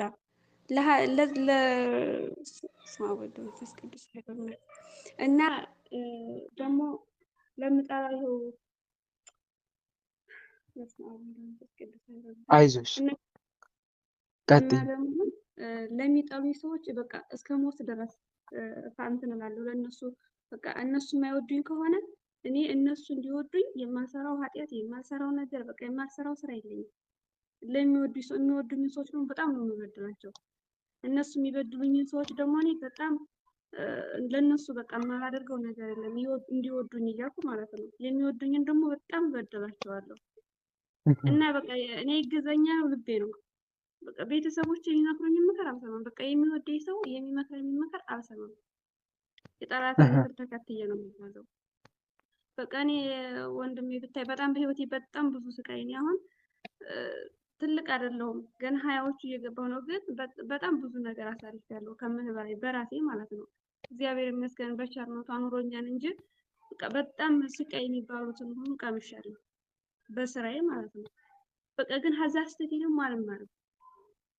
በቃ የኃጢአት ያልተጎነጨሁት ኃጢአት የለኝም። ያልሰራሁትም ያልተጎነጨሁትም መከራ ያልሰራሁትም ኃጢአት ያልሰራሁት ክፋትም የለኝም። ግን በቃ አሁንም ልቤ ድንድን እንዳለን አይሰበርም። ሰው እንኳን ራሱ እኮ አያስቀይመኝም። ሰው እኮ ተናግሮኝ አይቀየምም። የሆነ በቃ አይሰበርም አለ አይደለ? ጥቁር ድንጋይ ውሃ ብታፈስበት ወደ ውስጥ እንደማይገባው ልክ እንደዛ ነው። ምንም ነገር አይሰብረውም። እግዚአብሔር ቃልም አይሰብረውም። በቃ ምንም እሱ ፈልጎ ሲያቆም ብቻ ነው። እና እንደው ምን ትመክረኛለህ? ያው ብቻ ከመንፈስ እንደሆነ እርግጠኛ ነኝ። ግን እንደው ምን ላድርግ እስኪ በዚህ ነገር ታብራራለህ? መልካም። እሺ ታለምዬ፣ አታድርጊ የተባልሽውን ያስደርግሻል፣ አድርጊ የተባልሽውን ደግሞ አስደርግሽም ማለት ነው። ባጭሩ ተቃራኒውን ያስደርግሻል ማለት ነው። አዎ እንደዛ ነው። መልካም እህት አለምዬ፣ እንደዚህ አይነት ነገር ይኸውልሽ የሚመጣው በምን አይነት ምክንያት መሰለሽ? አንደኛ እግዚአብሔር አምላክን ልብሽን ሰጥተሽ ማናገር። ልብሽን ሰጥተሽ ስለሽ እንዴት መሰለሽ? በራስሽ አትተማመኝም። እኔ አደርገዋለሁ ወይም እችለዋለሁ አቅም አለኝ ብለሽ አታስቢ። እኔ ደካማ ነኝ ብለሽ ንገሪው። ሙሉ ለሙሉ ባጭሩ ያለሽን መተማመን በማን ላይ አድርጊ ማለት ነው? በመድኃኒዓለም ላይ አድርጊው። ያለብሽንም ችግር ደግሞ ንገሪው። ለምሳሌ አይታችሁ ከሆነ ውዳሴ አምላክ ላይ የዘውትር ላይ ለምንድን ነው ስለ ኃጢአት አታለቅስም ትለኝ እንደሆነ ይላል። እስቲ ጨርስልኝ፣ እስቲ ከእናንተው ልስማ። ስለ ኃጢአት ለምን አታለቅስም ትለኝ እንደሆነ ይላል አይደል? የሐዘን ልብ የለኝም፣ ለንስሐ የሚያዝን የሚጸጸት ልብ የለኝም እያለ ይጸልያል። እኔ በጣም ነው የምወደው ያችን ፓርት ውዳሴ አምላክ ዘውትር ላይ። ባጭሩ ጠላት ልቤን አደንድኖታል እኮ ነው። በነገራችን እንዲህ አይነት ምንም ለንስሐ ባጭሩ እንዳንመለስ እንዲህ አይነት የልብ ድንድንና የሚመጣው ከምን አንፃር ነው ከተባለ ኃጢአትን ለረጅም ጊዜ በመስራት የተለማመደ ሰው ወደ ንስሐ መመለስ ይከብደዋል። አንድ በጣም ዳገት ነው የሚሆንበት።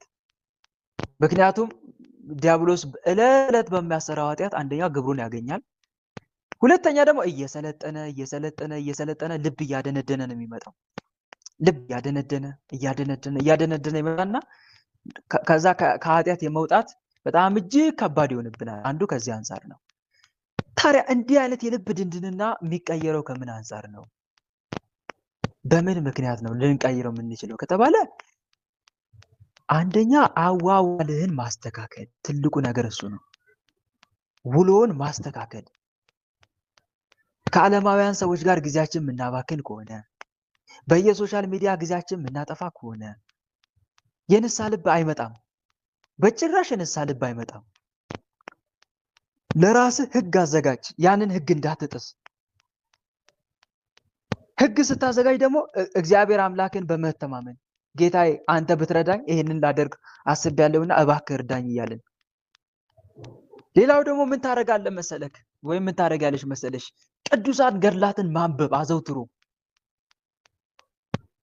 ገድል ማንበብ፣ በተለይ ገድል ስታነብ የቅዱሳን ህይወት ስትማር እውነቴን ነው የምልህ ልብሽ ይሰበራል ወንድሜ እህቴ፣ ልብሽ ይሰበራል።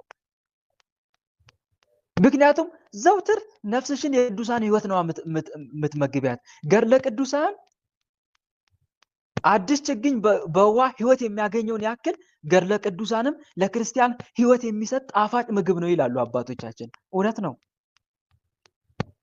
የቅዱሳን ህይወት ማንበብ እንደነሱ እንድንነሳሳ ያደርገናል። እንደነርሱ ጨካኝ እንድንሆን ያደርገናል። እልከኛ እንድንሆን። ለምን? ለመንፈሳዊ ህይወት። አሁን አጋንንቱ እልከኛ እያደረገሽ ያለው ለኃጢአት ነው፣ ለክፉ ተግባር ነው እልከኛ እንድትሆኝ እያደረገሽ ያለው። አንቺ ደግሞ ለጽድቅ ስራ እልከኛ መሆን ትይ ዘንድ ይሄ ነገር እንዲገለበጥ ማለት ነው የቅዱሳን ህይወት አንብቢ፣ ተከታተይ።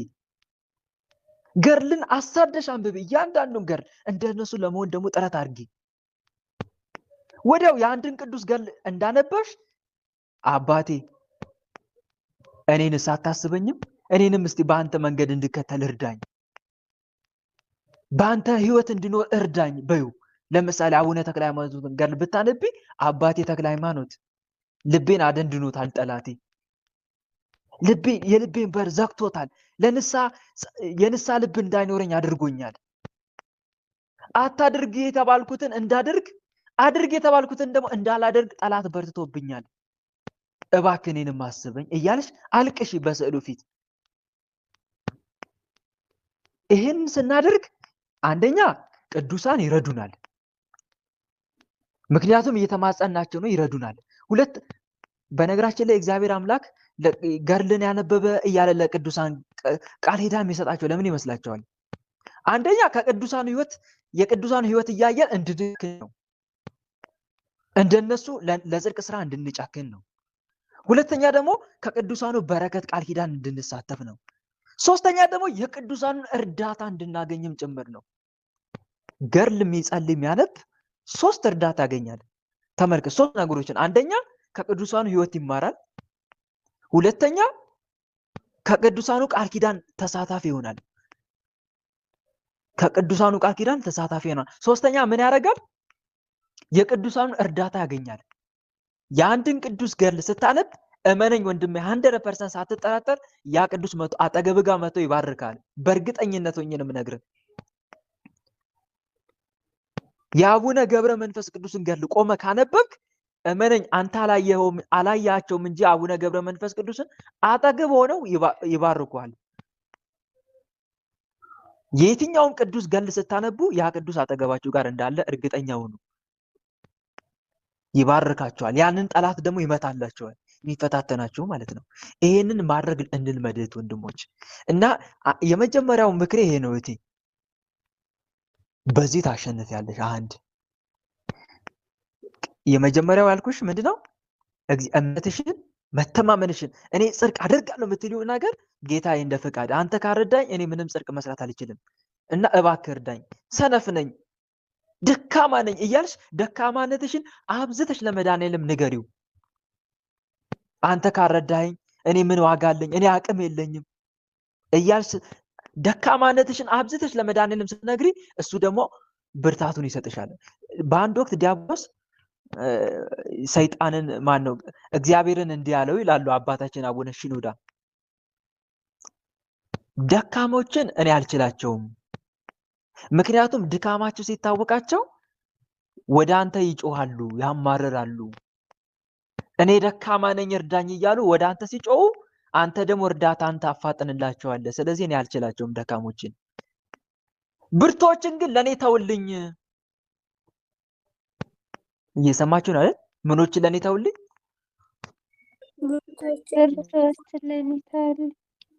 እኔ እችላለሁ የሚሉ ይሄ እንትን በቃ ምን ልበላቸው፣ ጀግና የሚያጫውታቸው በቃ እኔ ኃይለኛ ነኝ የሚሉ በራሳቸው በስግደታቸው የሚመኩ የሚታበዩ ስለጸለዩ በጣም ጻድቃን የሆኑ የሚመስላቸው አብዝተው ስለሰገዱ ጻድቃን ቅዱሳን እንደሆኑ የሚመስላቸው ስለመጸወቱ በምጽዋታቸው የሚመኩ እነሱ ለኔ ተውልኝ። አያችሁ አይደል? ስለዚህ እኔ ይሄንን ነው እየነገርኩሽ ያለው። የመጀመሪያው እንደውም እሱን ያልኩሽ እኔ ደካማ ነኝ እያልሽ ድካምሽን አብዝተሽ ንገሪው ለመድኃኒዓለም። አሁን ለኔ መንገር የፈለግሽውን የለም ለሱ ለመድኃኒዓለም ንገሪው። አሁን ቅድም በጥያቄ መልስ ያቀረብሽልኝ ለሱ ንገሪው። በዚህ ምክንያት እኮ አልቻልኩም አምላኬ እያልሽ ደጋግመሽ ጠይቂው፣ ንገሪው እየሰገድሽ ከስግደት ጋር። በዚህ ምክንያት እግዚአብሔር ድካምሽን ስትታመኝለት እሱ ያበረታሻል መድኃኒዓለም። አንዱ ይሄ ነው። ስለዚህ እህቴ በእነኚህ መንገዶች ታሸንፊዋለሽ ዲያብሎስን። 3 ነገሮችን ነግሬሻለሁ። አንደኛ አዋዋልሽን አስተካክይ። አዋዋልሽን ማስተካከል ሰራዊት ይሰበስባል ዲያብሎስ። ብዙም ጊዜ ኃጢአት መስራት እንደሌለብን እያወቅን ኃጢአት የምንሰራው ለምን ይመስላችኋል?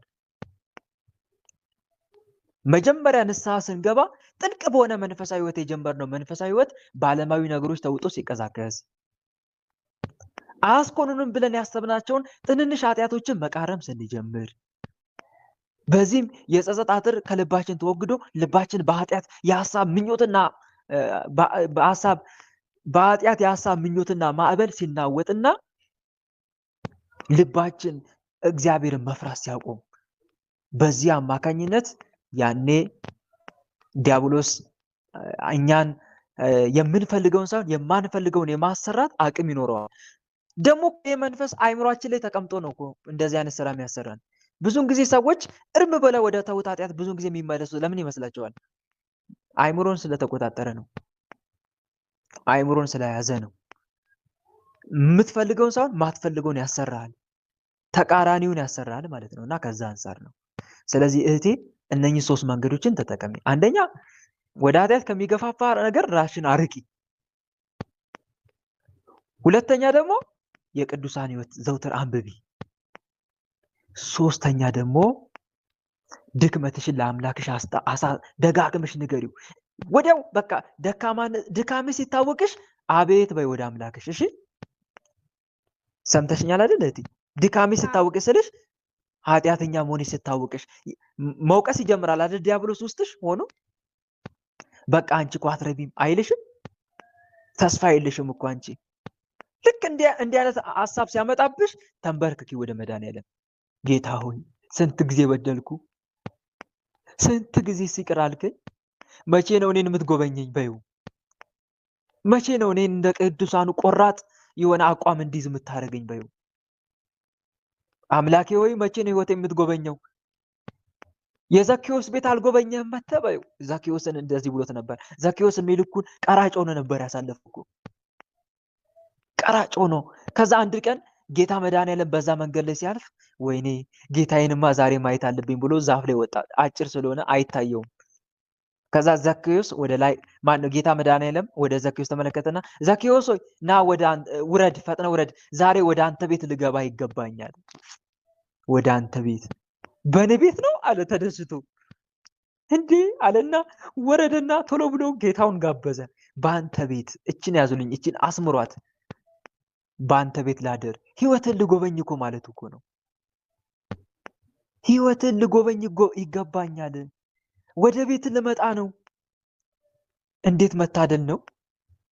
ከዛም መድኃኒዓለም ወደ ቤቱ ገባ። ከሱ ጋር አብሮ እራት ተመገበ። ጸሐፍት ፈሪሳውያን አጉረመረሙ። እንዴት ከኃጢአተኛ ጋር ይበላል እያሉ አጉረመረሙ። ከዛ ዘኬዎስ ወዲያው የንስሐ ልብ በውስጡ ላይ አደረ። አያችሁ አይደል? ተጸጽቶ እኮ አቅም ነበር። ከዛ በፊት ተጸጽቶ አቅም ነበር እኮ። ኃጢአቱ እኮ ወቅሶት አቅም ነበር። አሁን አምላኩ ሲገባ ልቡ ተነካ። ይኸው የንስሐ ልብ በሩ ተከፈተለት። ስሙኝ አለ። ድንገት ተነሳና ከዛሬ ጀምሮ እስከ ዛሬ የወሰድኩትን በግፍ የቀማሁትን ገንዘቤን 4 እጥፍ አድርጌ እከፍላለሁ ብሎ ገንዘቡን መመጽወት ጀመረ። ማን ቤቱን ስለጎበኘ? ነገሩኝ እስቲ። ማን ህይወቱን ስለጎበኘ? ጌታ መድኃኒዓለም ህይወቱን ስለጎበኘ እኮ ነው። መጣ፣ የልቡን የንስሐ ልብ በሩን ከፈተለት። ከዛም ጌታ መድኃኒዓለም አንዲት ቃል ተናገረ። ዛሬ ለዚህ ቤት ምን ሆኖለታል? መዳን ሆኖለታል። መዳን ሆኖለታል። ለዘኬዎስ ህይወቱ ተስተካከለለት ማለት እኮ ነው። አያችሁ አይደል? ስለዚህ እንደዚህ እያስተማጸኙ የዘኬዎስን ህይወት ቤቱን የጎበኘ የኔንስ ቤት አትጎበኝም? ወደ እኔ አትመጣም? የኃጢአትን ጣም ከኔ ላይ ቆርጣ አትጥልልኝም? ጠላቶቼ የበረቱብኝን አሳዳጆቼ በአንገቴ ላይ በርትተውብኛል፣ በአንገቴ ላይ ሆነዋል፣ አስጨንቀውኛል። እናም እባክህን ከዚህ ኃጢአት አውጣኝ እያልሽ እያለቀሽ ተማጸኝ። ድካምሽ ሲታወቅሽ እጅሽን ዘርጊ፣ ተንበርከኪ። ደግሞ ለዲያብሎስ ደግሞ እንደዚህ በይው፣ ጠላቴ ሆይ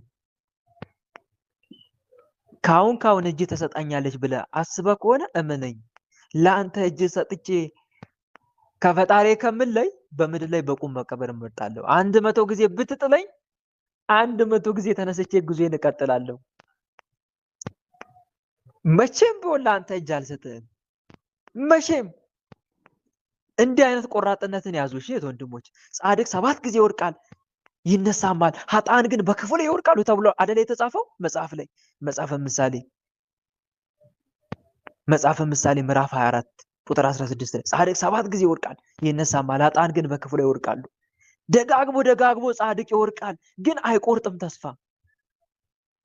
ልክ አንቺም ይሄንን ጥቅስ ይዘሽ ብትወርቂ እንኳን ደግመሽ መነሳት፣ ልክ እንደ አዲስ ራስሽን አነሳሽ ተነሳሽ። በኃጢአት ብትወርቂም በቻልሽው መጠን ኃጢአት ላለመስራት ታገይ። ኃጢአት ከሰራሽ ደግሞ ከመቅጽበት ተነስተሽ ቶሎ ብለሽ ንስሐ ገብተሽ ራስሽን አድሺ። በኋላ ያለውን እየረሳው አለ ቅዱስ ጳውሎስ፣ በፊት ያለውን ለመያዝ ዘረጋለሁ እንዳለው በኋላሽ ያለሽውን እየረሳሽ በፊትሽ ያለሽውን ለመዘርጋት ሞክሪ። ይሄን ካደረግሽ እመኝኝቴ የኋላ ኋላ ድሉ ያንቺ ነው። እሺ፣ በተረፈ በርቺ። እግዚአብሔር ካንቺ ጋር ይሁን፣ ፍጻሜሽንም ያሳምርልሽ። በጠላትሽ ላይ ድል የምትቀዳጅበትንም ኃይልና ብርታት መድኃኔዓለም ያድልሽ እላለሁ። እህት ወንድሞች፣ የዛሬው መርሐ ግብር እዚህ ጋር ጨርሰናል።